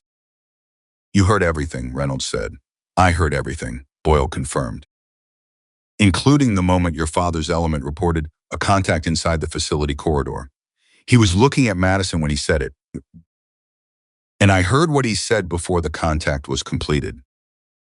The room held its breath. He said, this is not enemy. Repeat, this is not enemy. Stand by. Boyle stopped. And then the channel went loud, electronic interference. The kind that's produced deliberately, not by environment, and I lost the feed for 41 seconds. When it came back, the contact was reported as hostile engagement. Combat losses, enemy fire. Mitchell's hands were on the table. Cole said the channel went loud on purpose. Yes, Boyle said. Someone jammed the relay from a position that required knowledge of our exact communications frequency. A frequency that was classified above operational level. The only people who had that frequency outside the primary team were the intelligence liaison element. He stopped. Galloway's people, he jammed his own operations, Brooks said. He needed the contact to go loud, Madison said. Her voice was completely steady. He needed 41 seconds in which nobody could hear what was happening in that corridor. Because in those 41 seconds, Daniel Carter's element made contact with Galloway's secondary asset and realized what they were looking at. And Carter tried to report it. She paused, and Galloway silenced the channel. That's why the log matters, Mitchell said. Carter was documenting in real time. Whatever happened in that corridor, whatever he saw, whatever he understood about the secondary operation, he was writing it down as it happened. Boyle reached inside his jacket. He removed a sealed plastic bag. Inside the bag was a flat, rectangular object, a military-issue personal recording device of the kind that had been standard issue for certain Army Special Operations specialists during that operational period. Compact, waterproof, with a metal casing that showed significant age and wear. He set it on the table. The room stared at it. He gave it to me at the secondary extraction point, Boyle said. Before the contact, he came to my position, handed it to me, and said, if I don't make it to the primary extraction, give this to my daughter when she's old enough to know what to do with it. He said her name. He said I'd know when the right time was because she'd find a way to make herself known. Boyle looked at Madison. He said she'd match a number. He said I'd hear about it. Mitchell stared at the device on the table. 14 years. The answer to 14 years was sitting on a table in a property in Oceanside, California, in a sealed plastic bag with wear marks from the field still on its metal casing. He gave you that during the operation, Madison said. Yes, Boyle said. Before the contact, she said. Yes, Boyle said. He knew something was before the contact. He had known for hours. He was documenting and he was protecting the documentation. He came to my position, gave me the device, and went back to his element. Boyle's voice moved slightly from the flatness it had maintained. Not much, just enough to show what was underneath. I never saw him again. Nobody spoke for a moment. Hayes was looking at the device with the expression of a man who has spent a career making decisions about what can be saved and what cannot. Cole said very quietly, "Can it still be read?" "The format is dated," Boyle said. "But the recording mechanism is analog. The data is not digital, it's physical. It doesn't degrade the way digital does." He paused. "I had it verified 3 years ago by a technician I trust. The content is intact." Madison reached toward the device. She did not touch it. She held her hand near it for a moment, near but not touching, and then she pulled her hand back. Mitchell watched her do it. He understood. She had spent 6 years looking for this. She had the right to take it in this moment and hold it and feel the weight of it. But she was not doing that. She was keeping her hands back because she understood that the moment she touched it, the chain of custody became a variable, and chain of custody was going to matter enormously when this device went in front of the IG review. She was thinking like her father. "We need a secure read," Madison said. "Something that produces an authenticated transcript we can submit to the review without challenge." "There's a technology unit at the JAG office in San Diego," Mitchell said. "I have a contact there, former operator turned legal technician. He has the equipment and the discretion. Can he have a certified transcript by end of day tomorrow?" Madison said. "I'll find out," Mitchell said. He was already reaching for his phone. Boyle said, "There's something else." Mitchell stopped reaching. The room returned its attention to Boyle, and Boyle had the look of someone who has reached the end of a long road and is standing at the last junction and knows that the next words are the ones that change the shape of everything. "Galloway contacted me 2 weeks ago," Boyle said. "Not for the first time. He contacts me periodically. Checks in. Make sure I'm comfortable. Make sure I understand the terms of my arrangement with Apex." He paused. But 2 weeks ago, the call was different. He said the IG review had come back to life. He said it was managed and not to worry. And then he said something he has never said before in any of our previous contacts. What did he say? Boyle looked at the device on the table. He said, "If anyone comes looking for the old unit recordings, there's nothing to find. Make sure you understand that clearly." He stopped. He knew the device existed. He's always known. That's why he recruited me not just to manage my witness account, but to manage the device. Boyle's jaw tightened. He assumed that 14 years of salary and clearance and the comfortable life would be enough to keep it buried. Cole said, he miscalculated. He underestimated what it means to have been handed something by a man like Daniel Carter, Boyle said. He underestimated what you carry when the last thing a soldier does before he goes back into a fight is trust you with his most important possession. His voice was steady. Absolutely steady. I have been carrying that device for 14 years, and I have never once considered giving it to Galloway.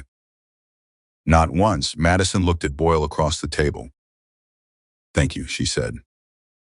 It was 2 words, and it was not enough. She knew it was not enough, and she said it anyway, because some moments require that the inadequate thing be said because there is nothing adequate, and the inadequate thing is still true. Boyle looked at her. Don't thank me, he said. Finish it. Mitchell picked up the device, carefully holding the sealed bag by the edge, maintaining the chain of custody, and looked at it for a moment. The weight of it was nothing. 23 grams, maybe 30. A metal casing no larger than a thick credit card. The weight of what was inside it was something else entirely. Galloway told you the review was managed, Mitchell said to Boyle. 2 weeks ago, he said it. Those were his words, Boyle said. Managed, not to worry, which means he has a contact inside the review process, Reynolds said. Someone who is supposed to make sure the review produces nothing. Or produces the conclusion he needs, Madison said. Mitchell looked at Madison. Harlan, he said. Maybe, Madison said. Or someone below Harlan who Galloway controls independently. We still don't know which side Harlan is actually on. She paused. Which means we don't submit this through the review directly. Not yet. Not until we know exactly who on that committee can be trusted. Then who do we submit to? Cole said. Madison had been thinking about this since Reynolds finished his call with Carol Sims that morning. She had been running the options the way she ran every problem, systematically, eliminating variables, looking for the position that offered the most clarity with the least exposure. There is a deputy IG, she said, not on the committee. Below the committee level, but with independent submission authority for new evidence. A woman named Patricia Voss. She was appointed 18 months ago during a reform cycle. She doesn't have the political history that the committee members have. She's career civil service, 30 years in oversight. She has a reputation for being unmovable. You researched her, Mitchell said. I research everyone, Madison said. Reynolds said, if Galloway has reach inside the committee, does he have reach to the deputy IG? That's what we need to find out before we submit, Madison said. And the only way to find out without triggering Galloway's network is to approach her in a way that doesn't look like an approach. Brooks said, what does that look like? Madison looked at Mitchell. Mitchell understood what she was about to say before she said it. You have General Harmon's signature on your transfer orders, Mitchell said. I do, Madison said, and Harmon didn't sign those orders as a formality. He signed them because he knew where they were sending me and why. He signed them because he is one of the 47 operators I spoke to. He was not on Cavalier, but he knew my father, and 3 years ago when I reached him, he told me to build the case first and come to him when it was built. Cole made a sound. Harmon knows, Cole said. He's been waiting too. He's been waiting for the same thing Mitchell has been waiting for. Madison said, something solid enough to move. The log is solid enough. The financial documentation is solid enough. The secondary asset routing designation is solid enough. Boyle's witness account is solid enough. She paused. Together, they are not a theory and they are not a grieving daughter's accusation. Together, they are a case. The room was quiet. Boyle looked at the device that Mitchell was holding. 14 years, Boyle said. That man trusted me for 14 years. He trusted all of us, Mitchell said, in his own way. He laid a trail that required every person in this room to do their part before any of it could move. He looked at Madison. He knew what he was doing. He always knew what he was doing, Madison said. She pulled out her phone. She dialed a number from memory. It rang twice. A voice answered, male, older, the careful and deliberate voice of a man who was accustomed to the weight of decisions. Madison, said General Harmon. It's Madison Carter. The case is built. I need a meeting with Patricia Voss, and I need it before Galloway closes the window. She paused. I have the log. On the other end of the line, General Harmon was quiet for 3 seconds. Then he said, where are you? California, Madison said. I'll have Voss in a room in Washington by 0800 tomorrow, Harmon said. You have 14 hours. Bring everything. I have everything, Madison said. She ended the call. The room exhaled, not dramatically, not all at once, but in the specific way that 5 people who have been holding a significant amount of tension simultaneously release a portion of it without admitting they were holding it. Boyle stood up. He had said what he came to say. He had given what he came to give. He had the look of a man who has put down a weight he had been carrying for so long that he was not entirely sure how to stand without it. What happens to me, he said, not with fear, with the practical curiosity of a man making sure he understands the terrain. Mitchell looked at him. You go home, Mitchell said. You go back to Virginia Beach. You don't contact Galloway. You don't respond differently than you normally would if he contacts you. You give us 72 hours. And after 72 hours, Boyle said. After 72 hours, Mitchell said, Richard Galloway will have much larger problems than Terrence Boyle. Boyle looked at Mitchell for a moment. He looked at Madison. He nodded once. He walked out. Parsons appeared from the back of the property long enough to see Boyle's truck pull away from the curb, then disappeared again without comment. Mitchell set the device carefully on the table and looked at his team. They had 14 hours in a red-eye flight to Washington and a chain of custody that had to remain unbroken in a case that had been 14 years in the building and was now finally the length of a flight away from the person who could do something with it. Pack, Mitchell said. We're on the first flight east. Madison picked up her canvas kit bag from the floor beside the table.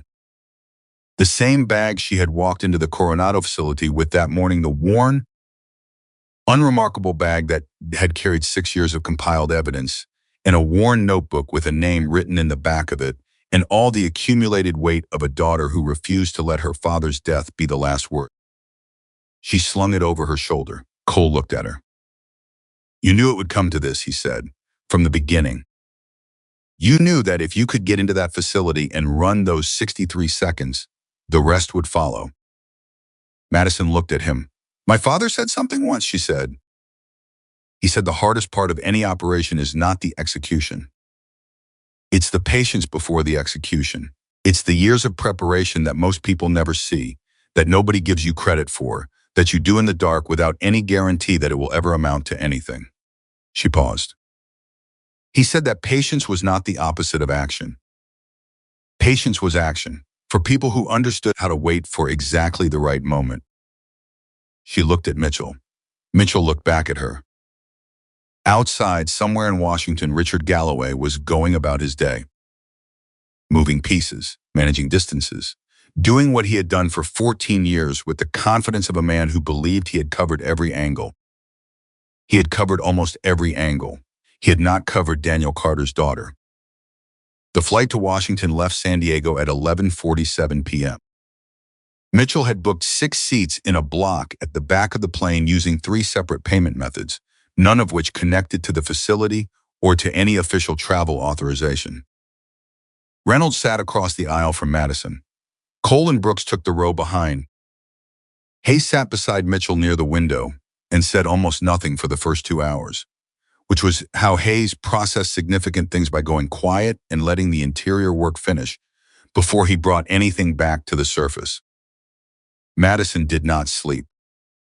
She sat with her canvas bag between her feet and the sealed evidence package in an inner pocket of her jacket directly against her chest, and she read through her compiled documentation one more time, not because she did not know it, but because the JAG transcript had been delivered by secure courier to the San Diego field office at 9:40 p.m., and the certified authentication gave the log a legal weight it had not carried before.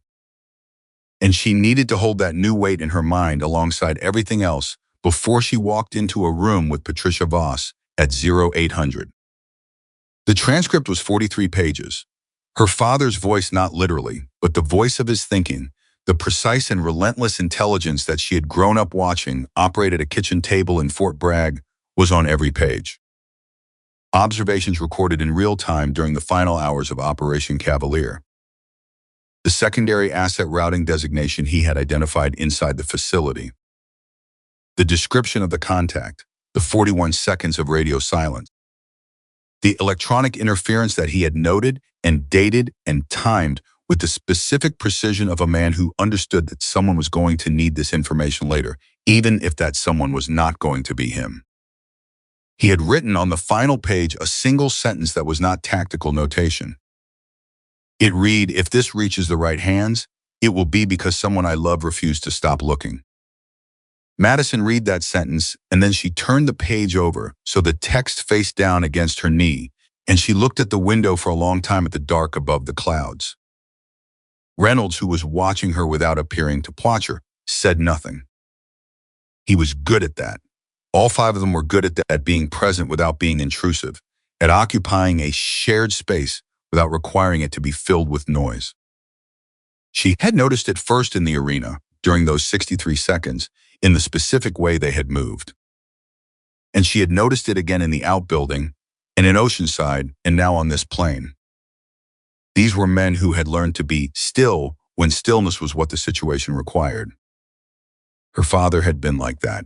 She closed her eyes for 20 minutes somewhere over Nevada, not sleeping, just letting her mind go horizontal for a stretch. And when she opened them, Mitchell was looking at the document in his lap, and Hayes had fallen asleep against the window with the practiced efficiency of a man who had learned to sleep wherever and whenever a window allowed. Cole leaned forward from the row behind and said quietly near her ear, "You doing all right?" "Yes," she said. "That's not always true for people who are about to walk into something they've been building toward for 6 years," Cole said. Madison looked at him over her shoulder. "It's true for me," she said. "I didn't build this to feel something at the end. I built this to finish it." Cole held her gaze for a moment and then sat back. Brooks said, from the seat beside Cole, without looking up from whatever he was reading, "Your father would have said the same thing." It was the most Brooks had said about Daniel Carter in the entire time since the arena. It landed quietly and precisely, the way Brooks tended to land things, and Madison felt it in the specific place where she kept the things that mattered and did not display. They landed at Reagan National at 0612. Harmon had arranged a vehicle. It was waiting at the curb when they came through the terminal civilian plate, government spec underneath, driven by a young staff sergeant who had the look of someone who had been told to drive and not to ask, and had fully committed to both instructions. He drove them across the river into the city, and none of them spoke during the drive, and the city came up around them pale and early in the pre-dawn gray, government buildings and wide avenues, and the specific quality of Washington in the early morning that always felt to Madison like a city that was aware of its own weight. The meeting was in a building on Pennsylvania Avenue that had no signage on the exterior that indicated what it was. General Harmon was waiting in the lobby. He was 71 years old, and he stood like a man of 50, and he looked at Madison with the expression of someone who has been carrying a debt for a long time and is finally being given the opportunity to pay it. He embraced her. It was not what she expected. She had prepared herself for the formal, measured interaction of a senior officer and a subordinate. What she got was the embrace of a man who had known her father, who had sat across from her at a kitchen table in Fort Bragg once when she was 16 years old, and watched Daniel Carter teach her tactical map reading, who had said at the time that Daniel Carter was going to raise a soldier, whether he meant to or not. He held her by the shoulders and looked at her. "He would be proud," Harmon said. Madison said, "Let's finish it first." Harmon almost smiled. He led them to an elevator and to a conference room on the 4th floor where Patricia Voss was already seated at a long table with 2 members of her staff and a recording system that was running before anyone sat down. Patricia Voss was 62 years old, compact, with the specific physical economy of someone who had spent 30 years making decisions in rooms full of people who underestimated her and had stopped being interested in their opinion of her somewhere around year 12. She had reading glasses pushed up on her head, and a legal pad in front of her, and she looked at the 6 people who entered her conference room at 0758 with the direct attention of a woman who had been told exactly enough to know that whatever was coming through that door was serious. She looked at Madison last the same way Boyle had. "You're Daniel Carter's daughter," Voss said. "Not a question." "Yes," Madison said. "Sit down," Voss said. "All of you." They sat. Voss looked at Mitchell. "Master Chief Mitchell," she said. "You've been in this building before." "Once," Mitchell said. 14 years ago. For the Cavalier debrief, I know," Voss said. "I was a staff analyst at the time. I processed the debrief documentation." She paused. "I flagged 3 anomalies in the record for review. I was told the anomalies were within acceptable variance for a classified joint operation." She looked at the recording system and then back at the room. "I have been waiting for 14 years for someone to walk through that door with something that would let me look at those anomalies again." Mitchell looked at Voss for a moment. "You flagged the debrief," he said. 3 anomalies, Voss said.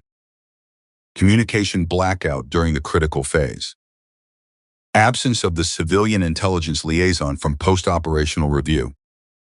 And a financial routing record in the operation support documentation that did not correspond to any approved line item in the mission budget. She paused. "Someone removed my flag from the record within 48 hours of my filing it. I kept a copy," Madison said. "Galloway, I couldn't prove it then," Voss said. "I can't prove it independently now, but I have been building a career in oversight for 30 years on the assumption that the right evidence would eventually surface." Her eyes moved to the sealed package that Madison had placed on the table. "Is that what I think it is?" "Authenticated transcript plus original recording device," Madison said. "Chain of custody documentation from the field through JAG certification.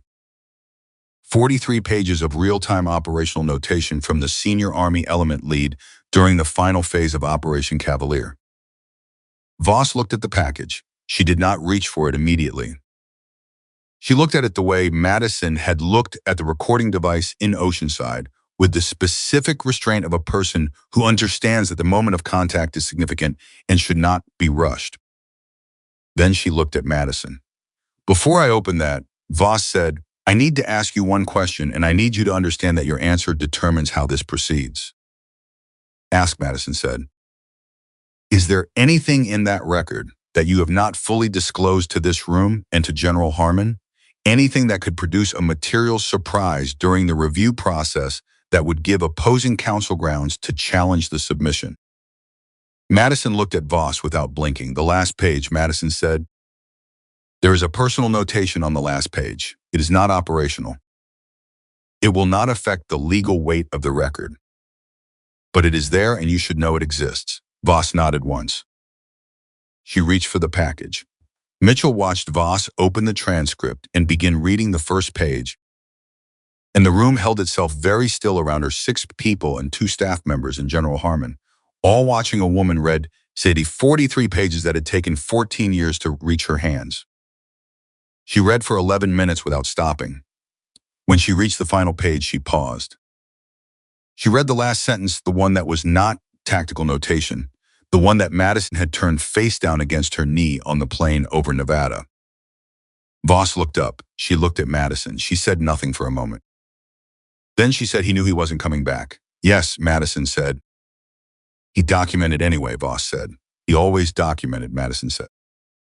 Especially when he knew the documentation was going to matter more to other people than it would to him." Voss set the transcript down. She looked at her 2 staff members. "I need the Cavalier review file on this table in 20 minutes, she said. "Full record, including the anomaly flag I submitted in year 1, she looked at one of them specifically. "And I need a secure line to the committee chair's office. Tell his chief of staff I'm invoking independent submission authority under Section 14 of the IG Reform Charter. New material evidence, priority designation." The staff member said, "Ma'am, the committee chair is Senator Harlan," Voss said. "I know who the committee chair is." "Invoke the authority anyway. My office, my call." She looked at the staff member with the flat patience of a woman who had been having this specific category of conversation for 30 years. Section 14 exists precisely so that the Deputy IG does not require committee chair approval to submit new evidence. That is not an accident. That is the design. Use it. The staff member left. The other one began setting up a secondary recording system. Reynolds looked at Mitchell, and Mitchell looked at Reynolds, and the look between them was the look of two men who have just watched a 62-year-old civil servant do in 30 seconds what they have been trying to figure out how to do for 14 years. Harmon leaned toward Mitchell and said quietly, "She has been waiting for this longer than you have." Mitchell said, "I'm starting to understand that." At 0847, the Cavalier review file arrived. At 0912, Voss's staff member returned with confirmation that Section 14 authority had been formally invoked and that the committee chair's office had been notified. At 0919, Mitchell's phone vibrated. He looked at the screen. The text was from a number he did not recognize. 4 words. It said, "We need to talk, Galloway." Mitchell stared at the screen. He showed it to Madison without speaking. Madison read it. She said, "He knows we're here. He's been watching Boyle," Reynolds said immediately. "Or he's been watching one of us. It doesn't matter which," Madison said. Her voice was completely level. "He's moving, which means he knows the window is closing." She looked at Mitchell. "Don't respond if he's moving," Cole started. "Let him move," Madison said. "He is 14 years too late." She turned back to Voss. Voss had been watching the exchange with the contained attention of someone who has processed a great deal of information in a short period and is prioritizing correctly. "Galloway is aware of this meeting," Voss said. "Apparently," Mitchell said. "Then we accelerate," Voss said simply.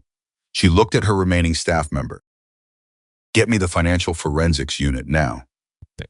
And get me the original Cavalier budget documentation from the archive, the complete version, not the redacted version the committee received." She looked at Madison.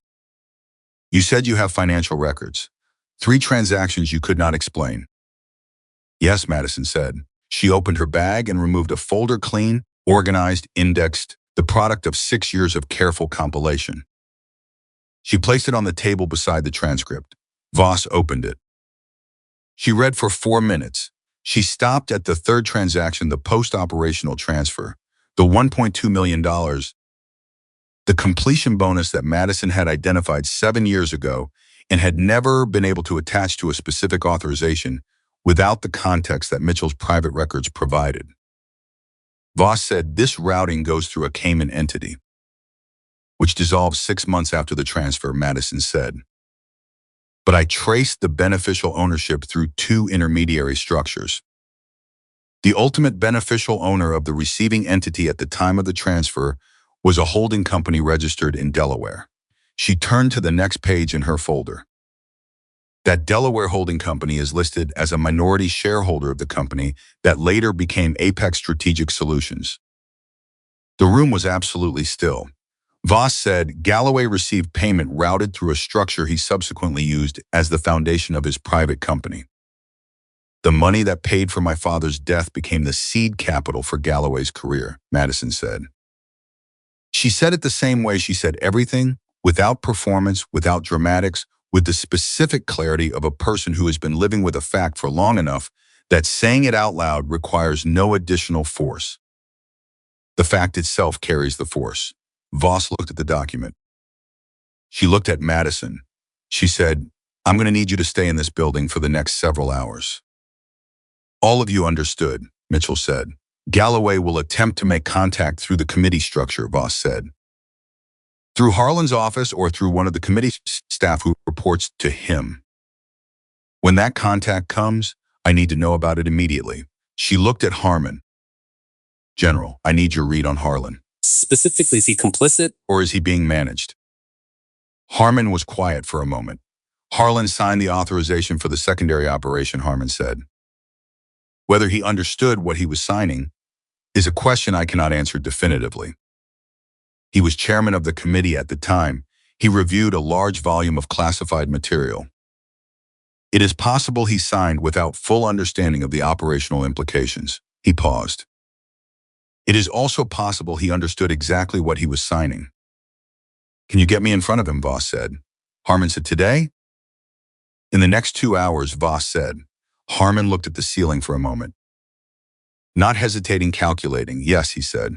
At 10:41, Mitchell's phone vibrated again. Same number, same forward pattern, it said. This is your last chance. Mitchell showed it to Madison. Madison read it. She said, he's scared. Cole said, scared men are dangerous. Scared men who have been managing a secret for 14 years and suddenly feel the walls move are very dangerous, Reynolds said.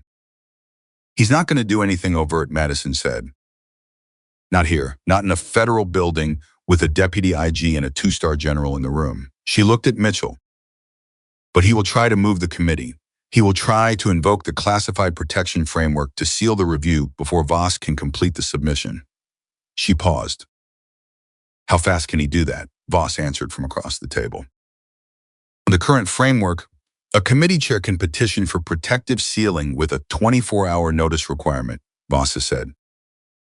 If Harlan files that petition, I have 24 hours to complete my submission before the seal goes into effect. She looked at Madison, which means if Galloway contacts Harlan in the next hour, the clock starts.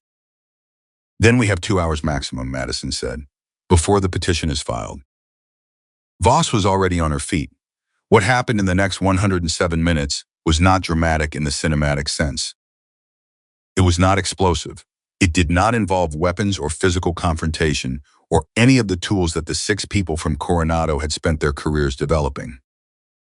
It involved paper and authorization codes and chain of custody documentation and a 62-year-old woman moving through a federal building with the specific velocity of someone who has been preparing for exactly this situation for a very long time and does not intend to waste a single minute of the preparation.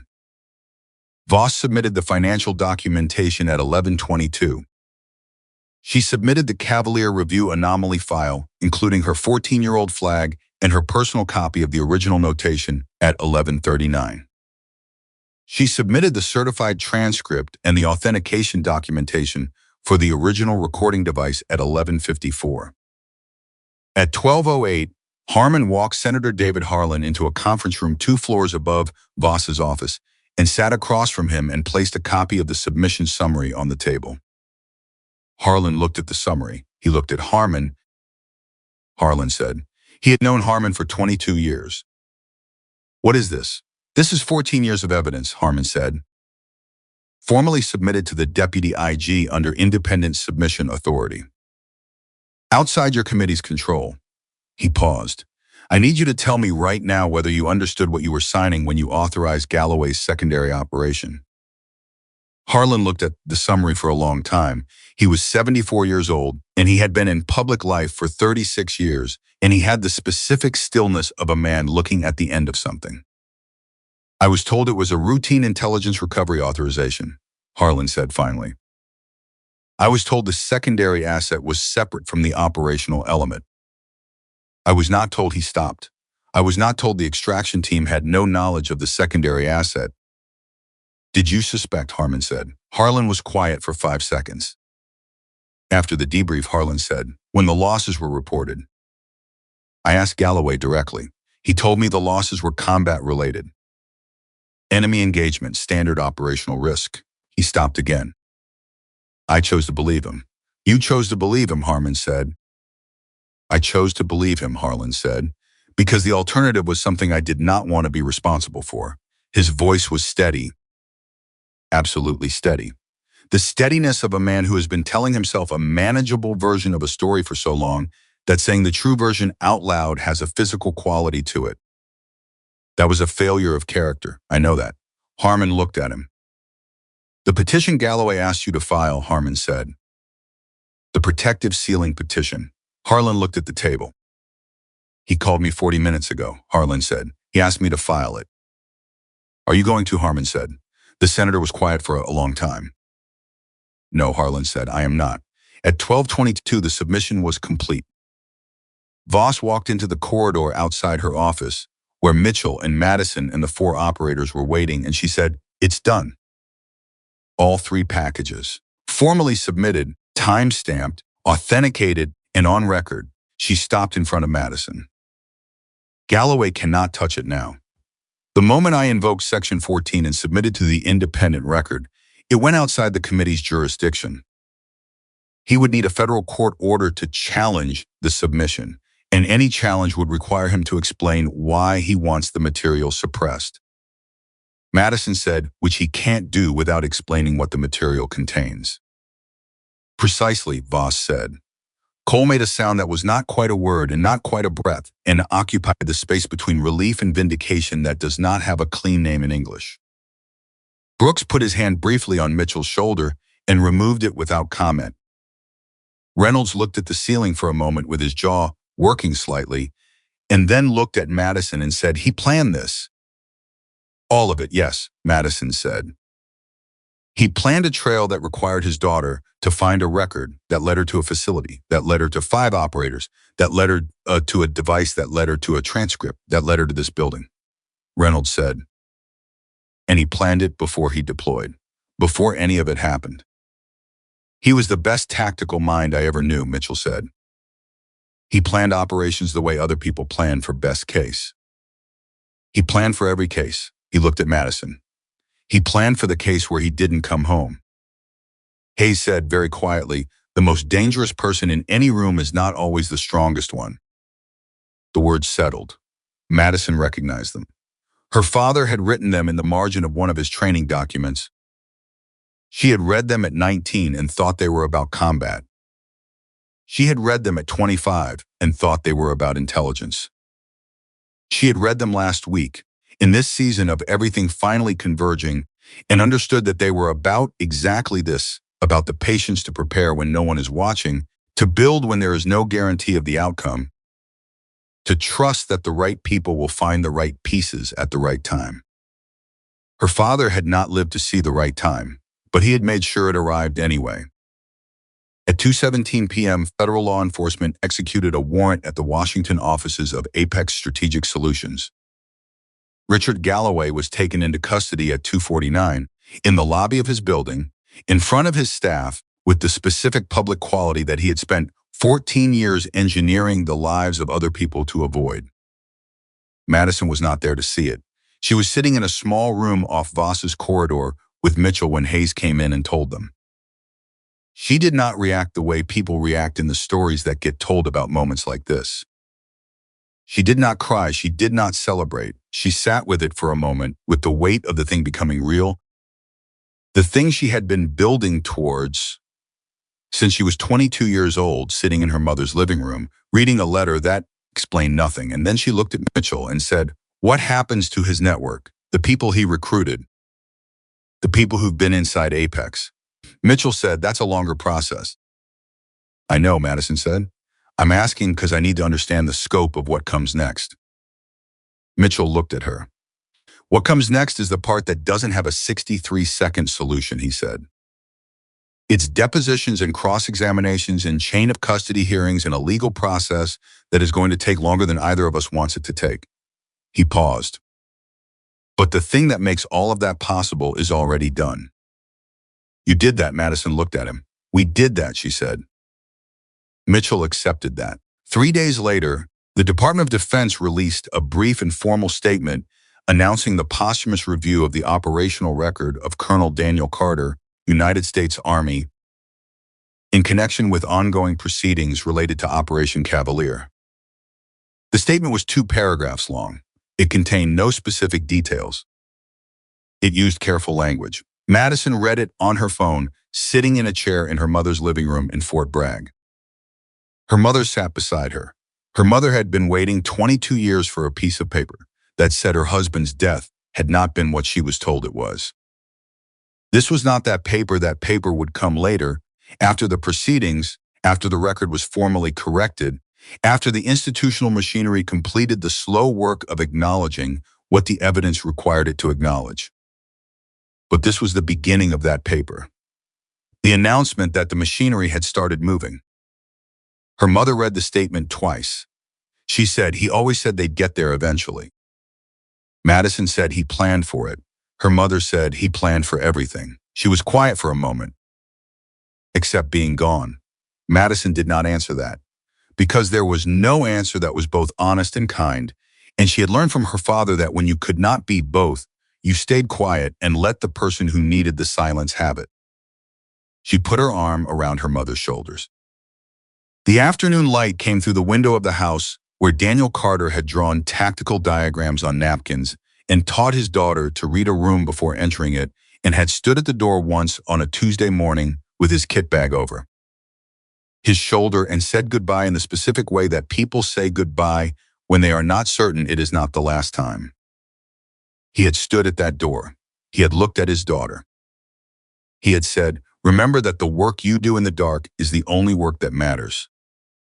The work that no one sees, the preparation, the patience. The refusal to stop looking when looking is hard." She had been 19 years old. She had remembered. In Coronado, 5 Navy SEALs who had spent a morning dismissing a specialist they did not know went back to work in an arena that carried a different weight than it had carried before she walked into it. Mitchell added a notation to the facility record, the one his father had kept, the one that documented every significant training session and every operator who had left a mark on the program. He added Madison Carter's name and her time, and beside it, in his own handwriting, a single line. It read, "Matched the record. Knew it would. Built by her father. Finished by her." Reynolds read it and said nothing. Cole read it and nodded once. Hayes read it and walked away without comment and came back 5 minutes later and said, "That's right." The training grounds at Coronado kept running. New operators arrived every cycle. They were tested and pushed and rebuilt in the specific way that the program rebuilt people.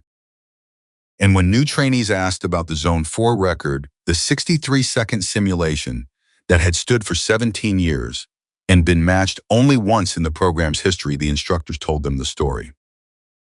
They told them about a specialist who walked into a room full of legends carrying a worn canvas bag and orders from a 2-star general, and who was shoved against a wall by the man who ran the program before she had been in the building for 60 seconds. They told them about 63 seconds. They told them about a father who taught his daughter everything he knew about how to survive in spaces where people had already decided she didn't belong. And they told them what Daniel Carter had written in the margin of a training document that his daughter had carried for 10 years like a piece of evidence. The most dangerous person in any room is not always the strongest one. Sometimes it is the one who has been preparing the longest, who has been watching the most carefully, who has been waiting for exactly the right moment, with exactly the right knowledge and exactly the right refusal to accept a version of the truth that doesn't hold up. Daniel Carter taught his daughter that. His daughter used it to find the people who needed to hear it.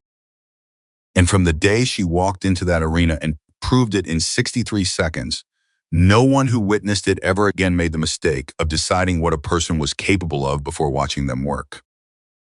That was the real record, not the time on the scoreboard, the lesson that could not be timed,